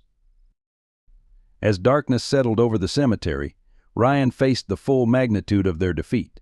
They had lost not just hope in the evidence, but also the community's faith in the possibility of justice. Bradford's victory seemed complete, transforming their noble effort into a cautionary tale about the futility of challenging corporate power. The evening before Bradford Industries' investor presentation cast long shadows across Millbrook. In the abandoned back room of Martha's Diner, Officer Ryan sat surrounded by the remnants of their investigation: empty evidence folders, disabled surveillance equipment, and the lingering scent of Hope's presence. Dr. Mitchell's medical records, their last concrete proof of Cooper's experiments, had vanished along with all their other documentation. The corporate machine had moved with ruthless efficiency.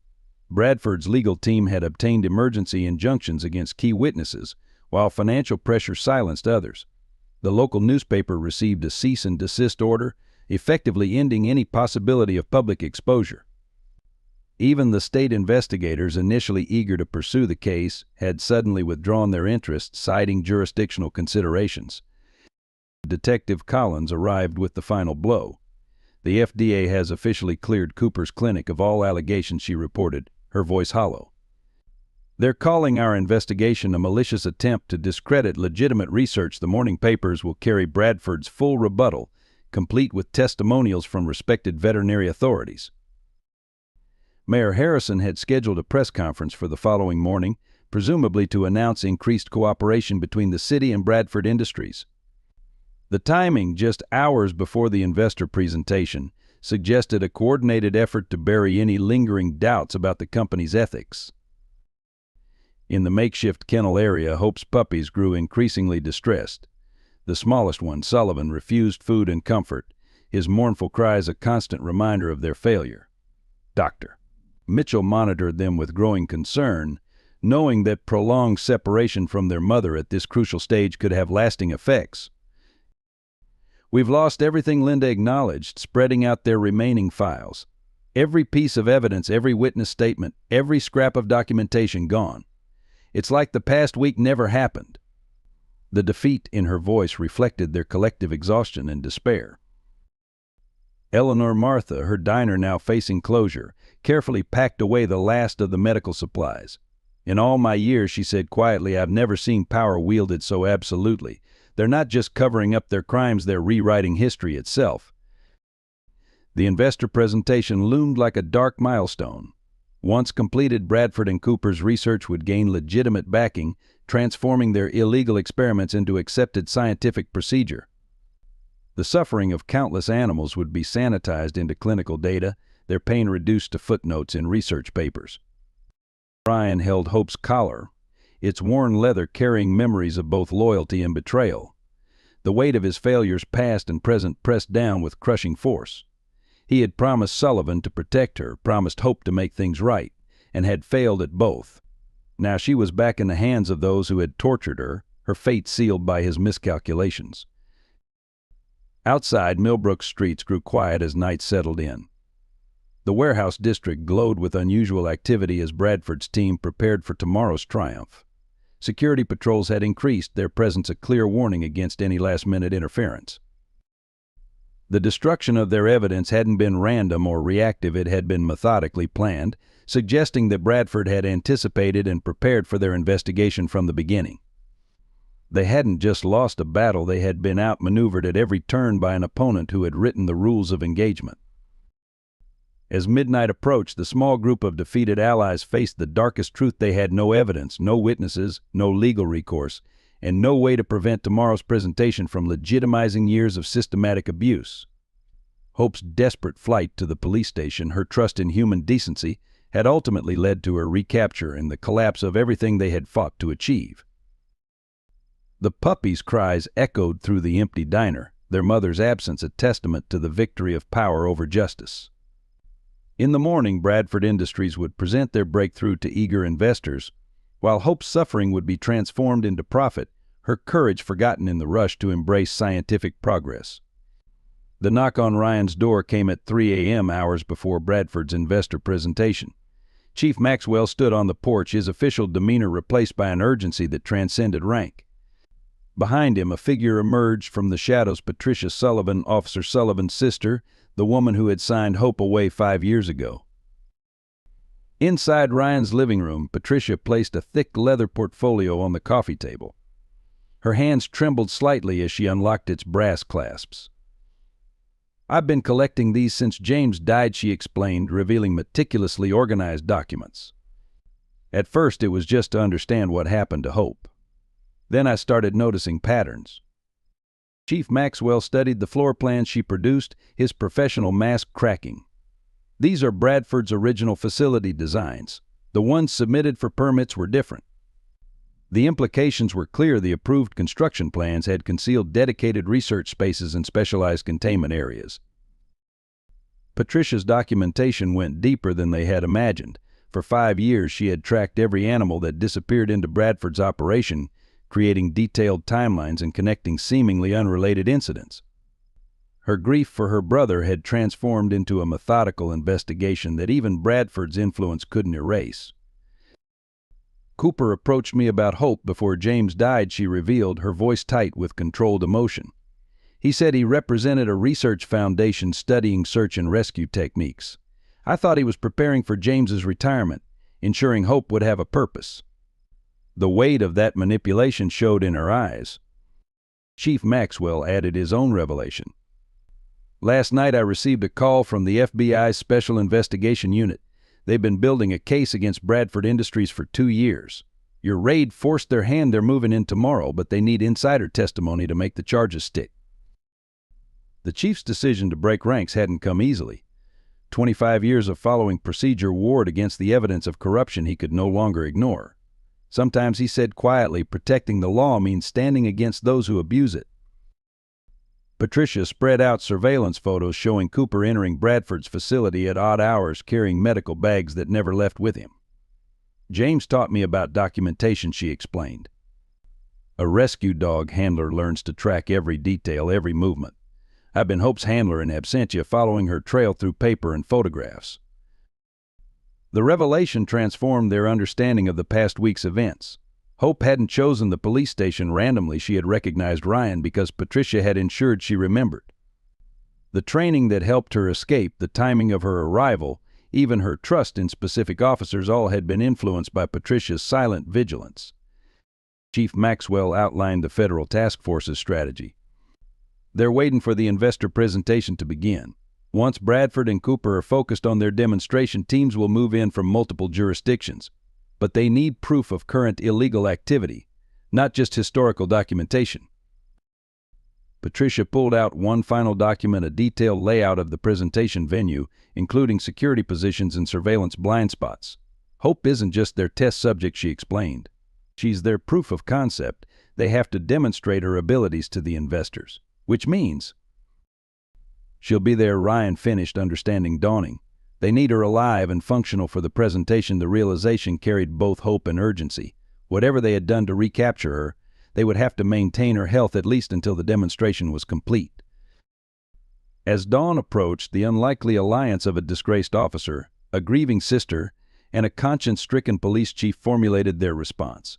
They had hours to coordinate with federal authorities, position their remaining allies, and prepare for one final attempt to expose the truth. Inside Martha's Diner's back room, now transformed into an improvised command center, the unlikely alliance gathered before dawn to coordinate their final effort. Chief Maxwell spread the venue blueprints across the worn Formica table while Patricia Sullivan outlined the security protocols she had documented over months of surveillance. The presentation is structured in 3 parts, Patricia explained, indicating the main conference hall. First, Bradford's opening remarks about scientific innovation. Then Cooper's technical presentation of their research. Finally, the live demonstration with Hope. Her voice remained steady, though her hands traced her brother's old K9 unit patches as she spoke. Detective Collins, officially on traffic duty but unofficially coordinating with federal agents, detailed the timing. The FBI teams will position themselves during Bradford's opening speech. They need clear evidence of illegal activity before they can move. That gives us a narrow window during the demonstration phase. Dr. Mitchell provided critical medical insight. Based on Hope's condition, they'll need to administer specific medications to ensure she can perform. The timing of these treatments is crucial. Too early, and she'll be too weak too late, and the side effects become unpredictable. She marked precise time intervals on their operational timeline. Eleanor Martha, her diner's impending closure now part of their tactical advantage, had coordinated with local business owners who opposed Bradford's influence. We'll have eyes on every entrance, she confirmed. The morning delivery schedules provide perfect cover for surveillance. The plan crystallized around 3 simultaneous operations. First, Linda would coordinate with federal agents, ensuring they had real-time access to the presentation. Second, Dr. Mitchell would position herself to document Hope's medical condition and any treatments administered. Third, Ryan and Patricia would focus on creating an opportunity for Hope to demonstrate not just her enhanced abilities, but the cruel methods used to achieve them. The investors need to see the truth, Ryan emphasized, studying the conference hall layout. Not just the capabilities Bradford wants to showcase, but the cost of achieving them. Hope's actual condition, the experimental drugs, the ethical violations, everything. Patricia added a crucial detail from her surveillance. Cooper's pride is his weakness. He sees himself as a pioneering scientist, not a criminal. During rehearsals, he consistently expanded on technical details when questioned, if challenged about his methods. She left the implication hanging. Chief Maxwell confirmed his role. Once the federal agents move, I'll ensure local support doesn't interfere. Bradford's security team won't risk firing on uniformed officers, even if they suspect we've switched sides. His experience with crowd control would prove essential in managing the chaos that would follow. The technical aspects fell into place with military precision. Emma Thompson's shelter contacts provided access to specialized equipment for documenting animal distress. Michael Chen prepared to live-stream the event through secure channels, ensuring the truth would survive regardless of the outcome. Sarah Collins' hardware store supplied modified security devices that would bypass Bradford's surveillance. The most delicate element centered on Hope herself. She'll recognize me, Patricia stated with certainty. James made sure she understood family scent patterns. Even after 5 years, that training will hold. This connection would be crucial during the demonstration's critical moments. Dr. Mitchell prepared medical documentation that would be impossible to dispute. Every injection site, every surgical scar, every physiological modification, I'll have it cataloged and verified. No reputable veterinary board could ignore such evidence. As sunrise approached, they reviewed contingencies. Each team member memorized their roles, timing, and fallback positions. They had one chance to expose years of systematic abuse and corporate corruption. Hope's suffering, and that of countless other animals, would either be vindicated or permanently buried beneath Bradford's corporate success. Ryan held Sullivan's old service photo, Hope's proud stance beside her handler a reminder of everything at stake. "We're not just fighting for Hope," he reminded the group. "We're fighting for every animal they've tortured, every truth they've buried, every principle they've corrupted." The morning of Bradford's investor presentation dawned cold and clear. The corporate headquarters conference center gleamed with polished marble and heightened security, a testament to power and influence. Officer Ryan, wearing a borrowed maintenance uniform, positioned himself near the service entrance where Patricia's intelligence indicated Hope would be brought in. Inside the preparation area, Dr. Mitchell, credentialed as a veterinary consultant, observed the final arrangements with practiced professional detachment. Her presence had been carefully orchestrated through legitimate channels, her reputation providing access that would prove crucial in the coming hours. Through the partially open door, she caught glimpses of Cooper's team preparing their equipment, including the specialized medical apparatus they would need to control Hope's enhanced capabilities. Chief Maxwell occupied his designated position in the main security office, his authority as local law enforcement granting him oversight of the venue's protection details. His carefully crafted reports had ensured that specific officers loyal to justice rather than influence were stationed at critical points throughout the facility. Linda coordinated from Eleanor Martha's vehicle in the parking structure, maintaining communication with federal agents who had integrated themselves among the arriving investors. The stakes had escalated beyond their initial investigation. They were now part of a coordinated effort to expose not just animal cruelty but systemic corporate corruption. The first challenge arose when Bradford's private security team implemented additional screening measures, nearly compromising their carefully placed surveillance equipment. Sarah Collins, manning the hardware store's delivery entrance, engineered a timely distraction that allowed their technical assets to remain in place. The moment of truth approached as Cooper's medical team arrived with their primary subject. Hope, heavily sedated but still conscious, was guided through the service corridor. Even in her drugged state, her trained instincts registered the familiar sense of her allies, though she gave no outward sign of recognition. Dr. Mitchell's breath caught as she documented Hope's condition. The physical deterioration was evident to her trained eye injection sites, surgical modifications, and signs of accelerated aging from experimental treatments. Yet Hope's bearing, even now, carried the dignity of her service dog heritage. Patricia, positioned among the technical staff, maintained her composure as her brother's beloved partner passed within feet of her. The years of patient investigation, of tracking every detail while waiting for this opportunity, crystallized into this crucial moment. Everything depended on the next few hours. Ryan watched through the service area's security feed as investors filed into the main conference hall. Bradford's presentation would begin in exactly 47 minutes. The federal agents were in position, their evidence-gathering teams ready. There would be no second chances, no opportunity to recover if their timing failed. The weight of consequence pressed down on each participant. They had committed themselves beyond any possibility of retreat. Careers, reputations, and personal safety all had been risked in service of exposing the truth. The question was no longer whether they would succeed or fail, but whether the cost of their attempt would be justified by the outcome. Hope's soft whimper, barely audible through the preparation area's doors, carried both pain and purpose. She had chosen her path when she first fled to the police station, trusting in human decency despite her suffering. Now those who had risen to honor that trust faced their own moment of decision. The conference center's clock ticked steadily toward the presentation's start. Each member of their unlikely alliance held their position, knowing that their next actions would either expose years of corporate crime or condemn them to professional and personal destruction. The point of no return had arrived. Bradford Industries Conference Center hummed with anticipation as William Bradford took the stage. His well-practiced smile conveyed confidence as he began outlining his company's vision of scientific advancement. In the preparation area behind the main hall, Dr. Cooper made final adjustments to Hope's medication levels, his movements precise and methodical. Dr. Mitchell, maintaining her cover as a consulting veterinarian, documented each substance administered. The cocktail of performance enhancers and control agents confirmed their worst fears about the extent of chemical manipulation. Through the observation window, she could see Hope's breathing becoming increasingly labored as the drugs took effect. The presentation proceeded according to Bradford's carefully orchestrated schedule. Corporate achievements were highlighted, research milestones celebrated, and ethical commitments emphasized.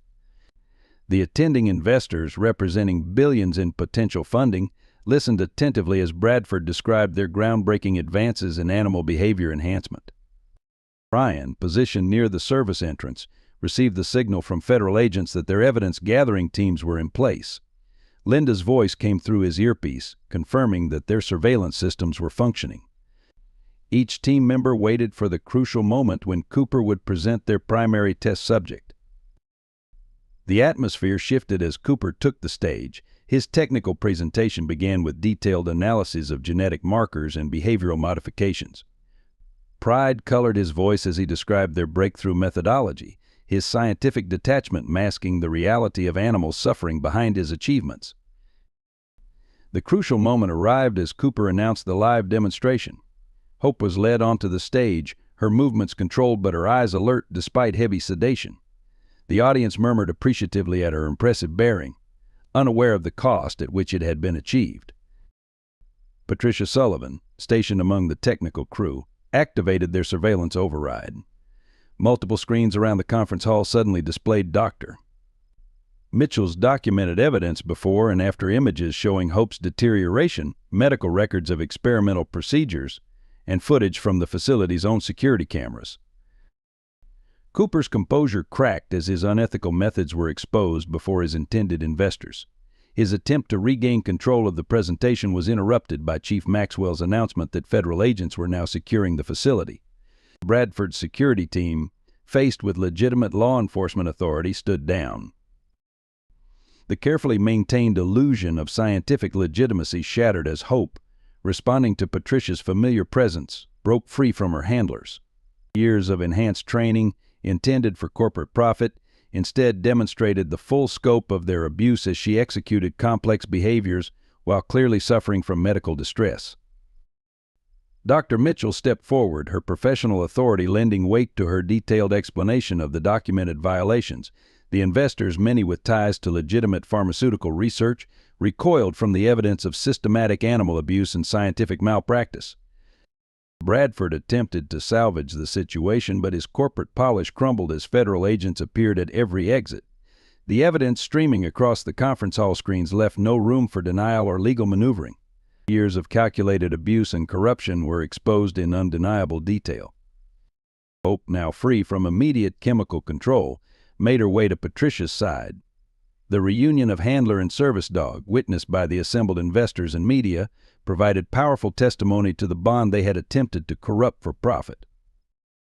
The confrontation reached its climax as Cooper, seeing his life's work exposed as criminal enterprise, attempted to destroy his research data. His move toward the control panel was intercepted by Ryan, their brief struggle ending as federal agents took the disgraced veterinarian into custody.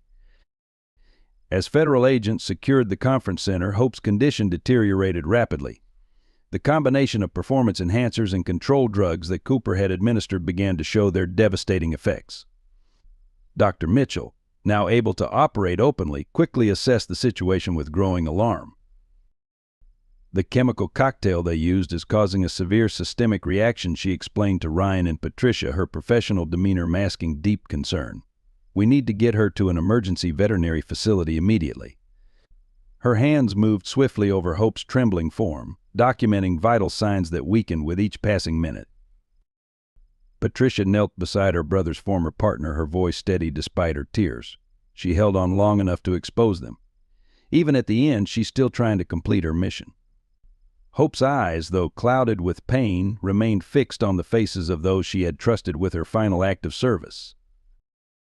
The Federal Task Force's medical team arrived with emergency transport equipment, but the journey to the nearest specialized facility would take precious time. Dr. Mitchell administered stabilizing medications, knowing they could only delay the inevitable. The years of experimental procedures and chemical enhancement had taken their final toll.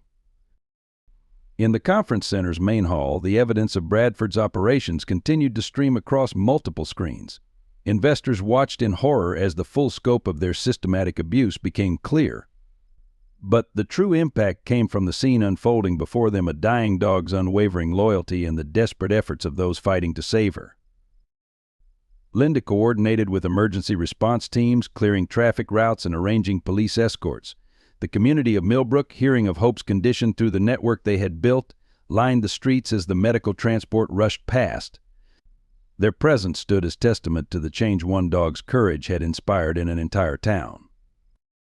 Chief Maxwell, his official authority now aligned with justice, ensured that every piece of evidence was properly documented and secured. The years of corruption and cover-ups were ending, but the cost was proving devastatingly high. Each piece of documented abuse they collected underscored the price Hope had paid to expose the truth. In the emergency veterinary unit, Dr. Mitchell worked tirelessly to counteract the effects of Bradford's enhancement protocols. Hope's enhanced abilities, pushed beyond natural limits by years of experimentation, now accelerated her decline.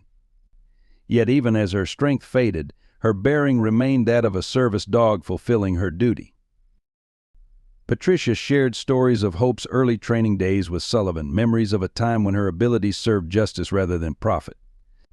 The gathered medical team, hardened professionals all, found themselves moved by the bond between handler and dog that had survived years of separation and abuse. Ryan maintained his vigil, the weight of both failure and redemption pressing down. Hope had trusted him twice, first in her desperate flight to the police station, and now in her final act of exposure. Her sacrifice would ensure that Bradford and Cooper's operation could never harm another animal, but the victory carried a terrible price. Through the night, Hope's condition continued to decline despite every medical intervention. Dr. Mitchell documented each failing system, creating a record that would serve as final evidence of Bradford's crimes.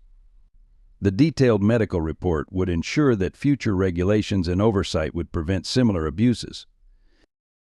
As dawn approached, those gathered around Hope witnessed something remarkable. Despite her weakened state, she maintained the alert posture of a service dog on duty.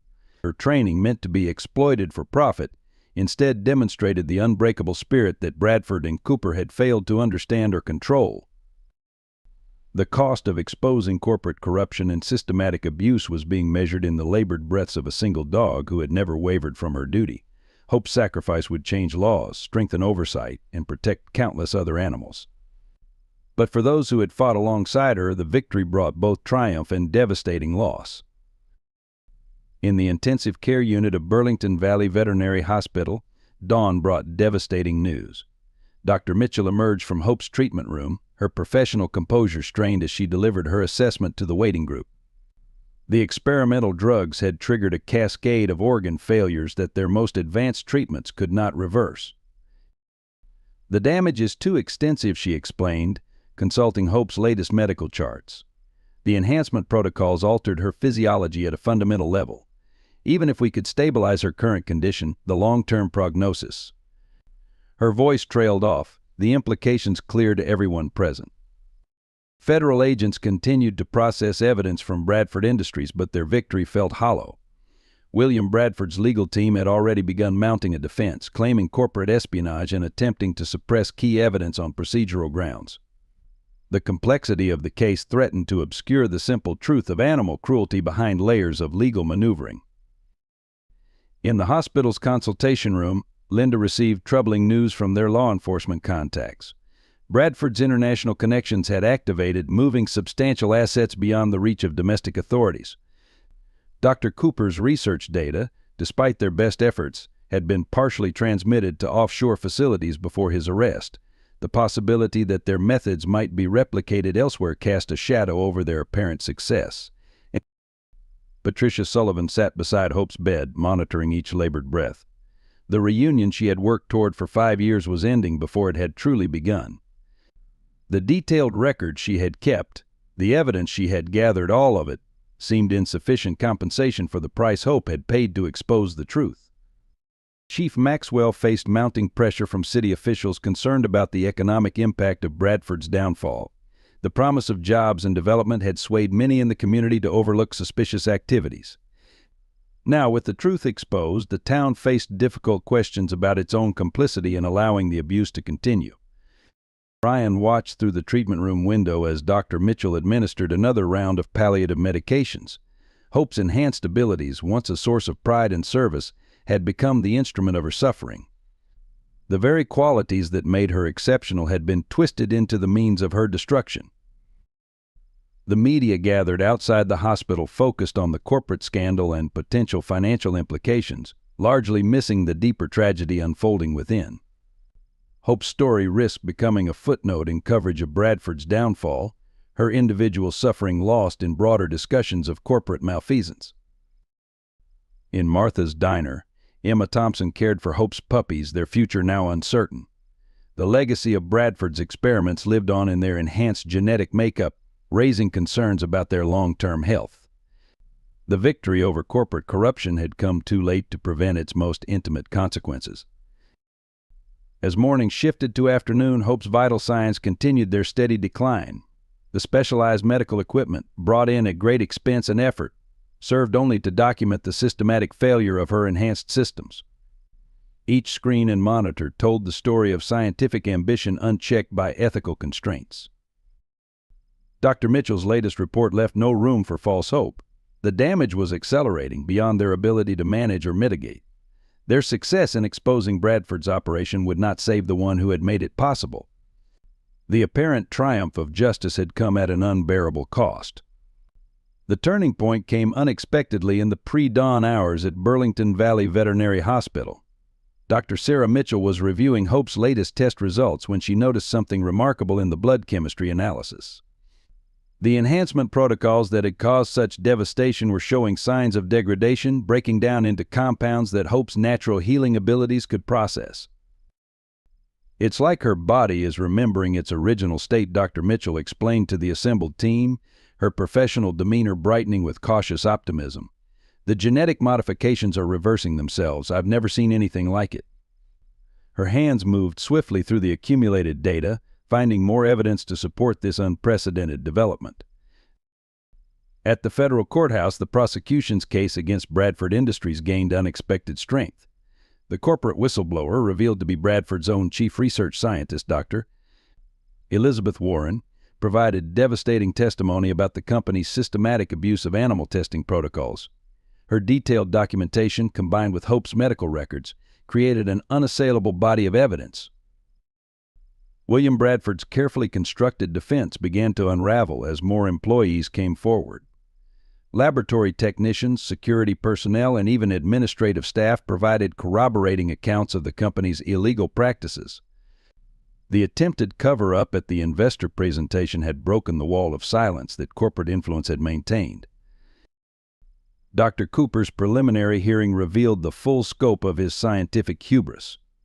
The prosecution presented evidence that his enhancement procedures had failed repeatedly before Hope, resulting in dozens of deaths that had been concealed from regulatory oversight. His academic credentials, once his shield against scrutiny, now served to underscore the deliberate nature of his ethical violations. In Millbrook, the community's transformation became evident as citizens organized to establish the region's first dedicated animal welfare oversight committee. Local businesses, led by Eleanor Martha, created a foundation to support the rehabilitation of rescued animals.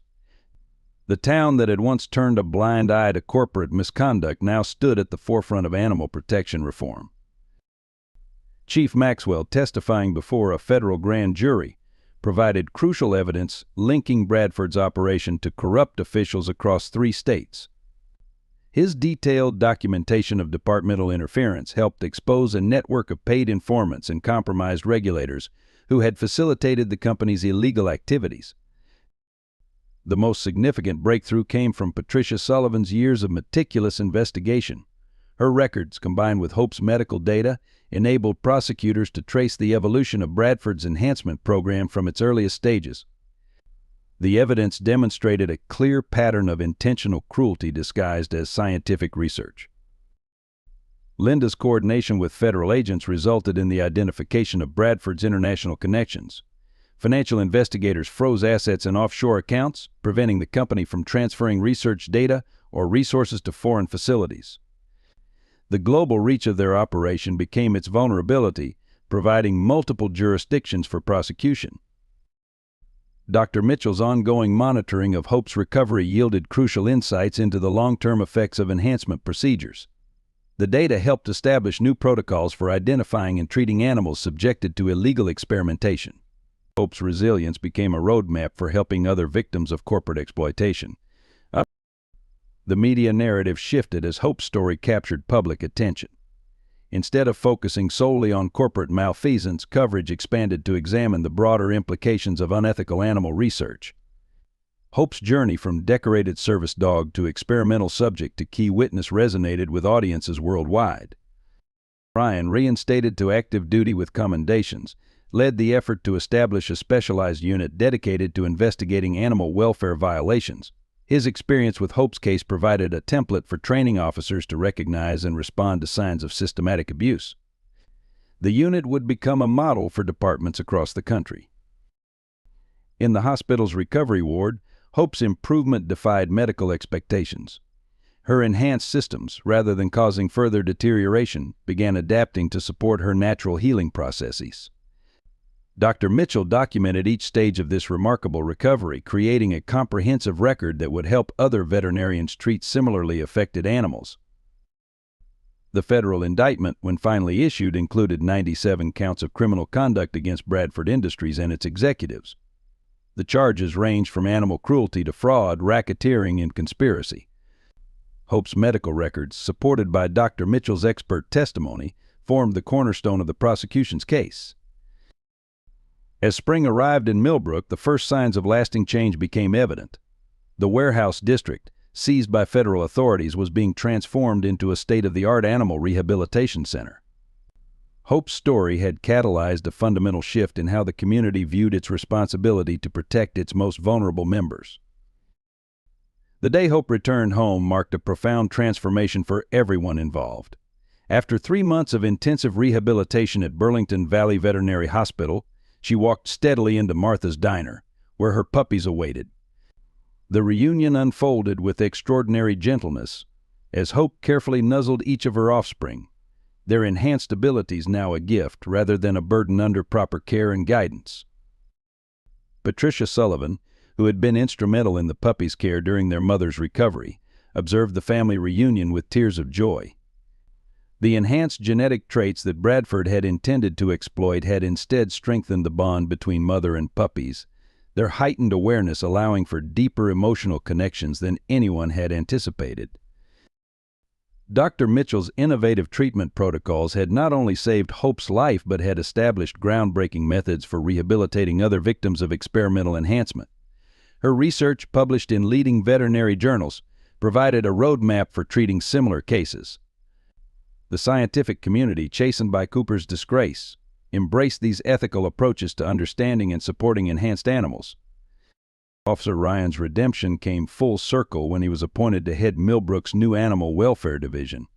His office, established in the renovated section of the former Bradford facility, became a center for training law enforcement officers in recognizing and investigating animal abuse. Hope, now officially registered as the division's therapy dog, worked alongside him, helping to calm traumatized animals rescued from abuse situations. The transformation of Martha's Diner proved equally remarkable.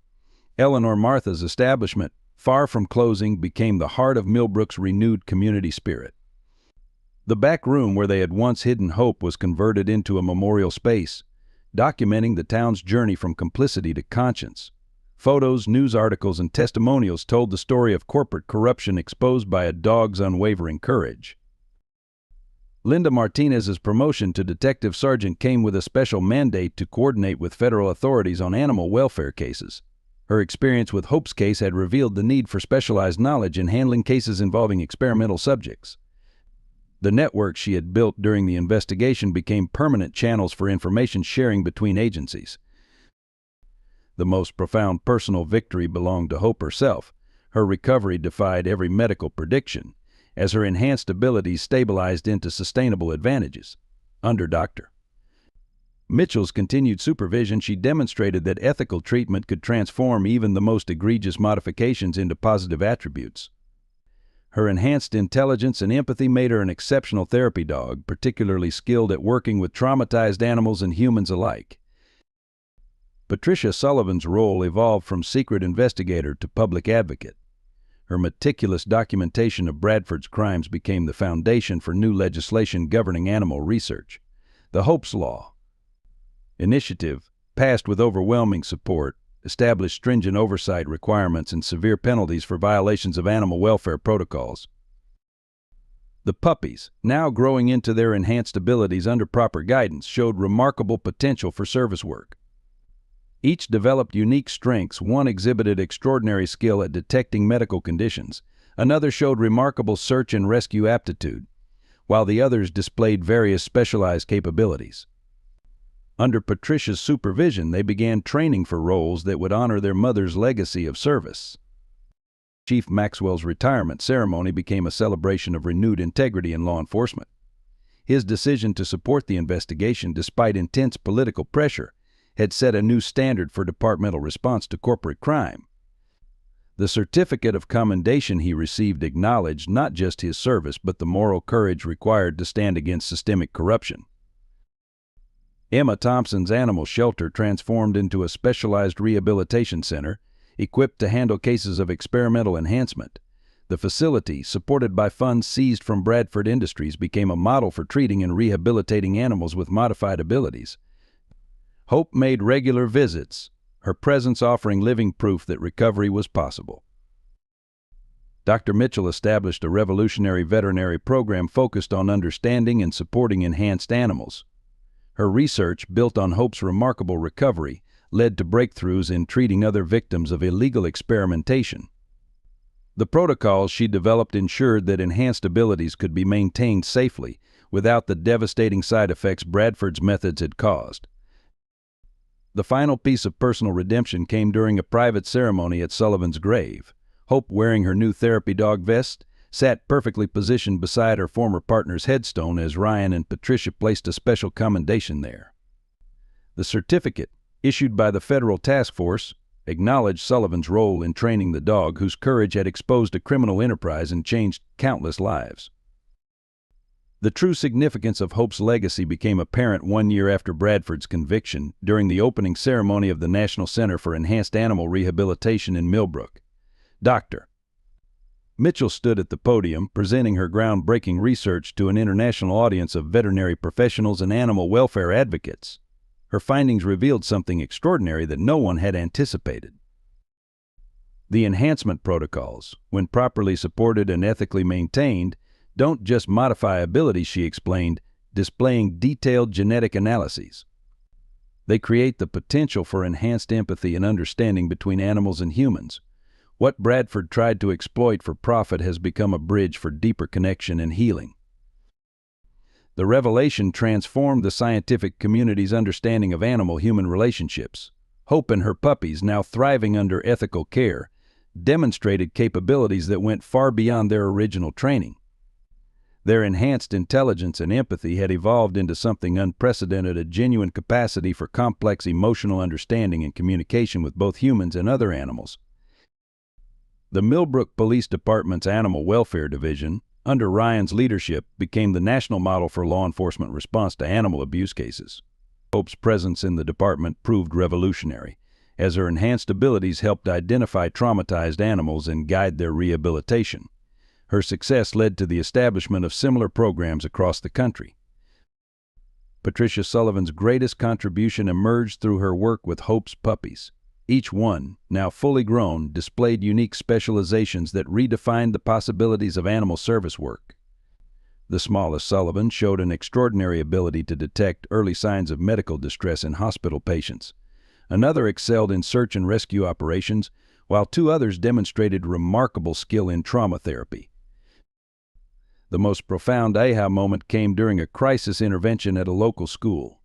Hope and her offspring, working as a coordinated team, demonstrated an ability to identify and respond to emotional distress that surpassed any existing therapy animal program. Their enhanced empathy, combined with their individual specializations, created a new paradigm for animal-assisted healing. Eleanor Martha's Diner, once the hub of their resistance, transformed into an international destination. Visitors from around the world came to learn about the Millbrook model of community response to corporate corruption. The back room where Hope had found sanctuary became a museum documenting how one community's moral awakening led to global change in animal welfare standards. The federal investigation's final report revealed an unexpected pattern. The very enhancements meant to exploit animals had instead awakened greater capacity for emotion and understanding. Dr. Mitchell's research proved that ethical treatment of enhanced animals could lead to unprecedented advances in animal-human cooperation, turning Bradford's cruel experiments into a foundation for positive change. But Linda's specialized task force expanded its scope to include international cooperation, as similar cases of animal exploitation emerged worldwide. The protocols developed during Hope's case became the global standard for investigating and prosecuting animal experimentation crimes. The network of concerned citizens that had protected Hope evolved into an international watchdog organization. The most remarkable legacy emerged in the relationship between Hope's family and the community they had transformed. The enhanced abilities that Bradford had tried to weaponize became instruments of healing and connection. The puppies, each serving in their specialized roles, demonstrated that the worst acts of human cruelty could be transformed into opportunities for redemption and growth. Chief Maxwell, in his final address before retirement, summarized the profound shift in perspective that Hope's case had initiated. We thought we were fighting to expose corporate corruption, but we were actually discovering something much more significant: the untapped potential for deeper understanding between humans and animals. Dr. Mitchell's ongoing research at the National Center continued to reveal new aspects of enhanced animal capabilities. Each discovery reinforced the central lesson of Hope's story that the capacity for empathy and connection, when nurtured ethically, could transcend the boundaries between species and transform communities. Ryan, watching Hope work with traumatized animals at the rehabilitation center, finally understood the full meaning of Sullivan's legacy.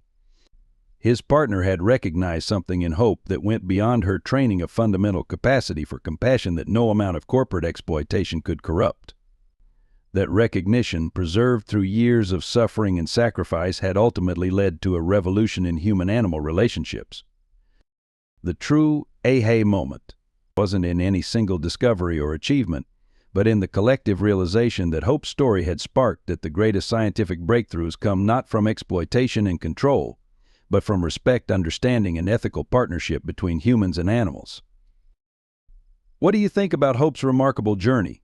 We'd love to hear your perspective on this powerful story of loyalty, courage, and the unbreakable bond between humans and animals. How has this tale of justice and redemption touched your heart? Share with us your thoughts about the extraordinary lengths a mother will go to protect her children, and what you believe this story teaches us about standing up against corruption. If you'd like to discover more inspiring stories that celebrate the triumph of compassion over cruelty, subscribe to our channel and turn on notifications. We're committed to bringing you meaningful narratives that remind us of the extraordinary impact one brave soul can have on an entire community. Join our growing family of viewers who believe in the power of storytelling to create positive change. Help us spread Hope's legacy by sharing this story with your friends and family. Every share helps raise awareness about animal welfare and the importance of community action. Together, we can ensure that stories like Hope's continue to inspire change and touch hearts worldwide. Your support makes a difference in our mission to give voice to those who cannot speak for themselves.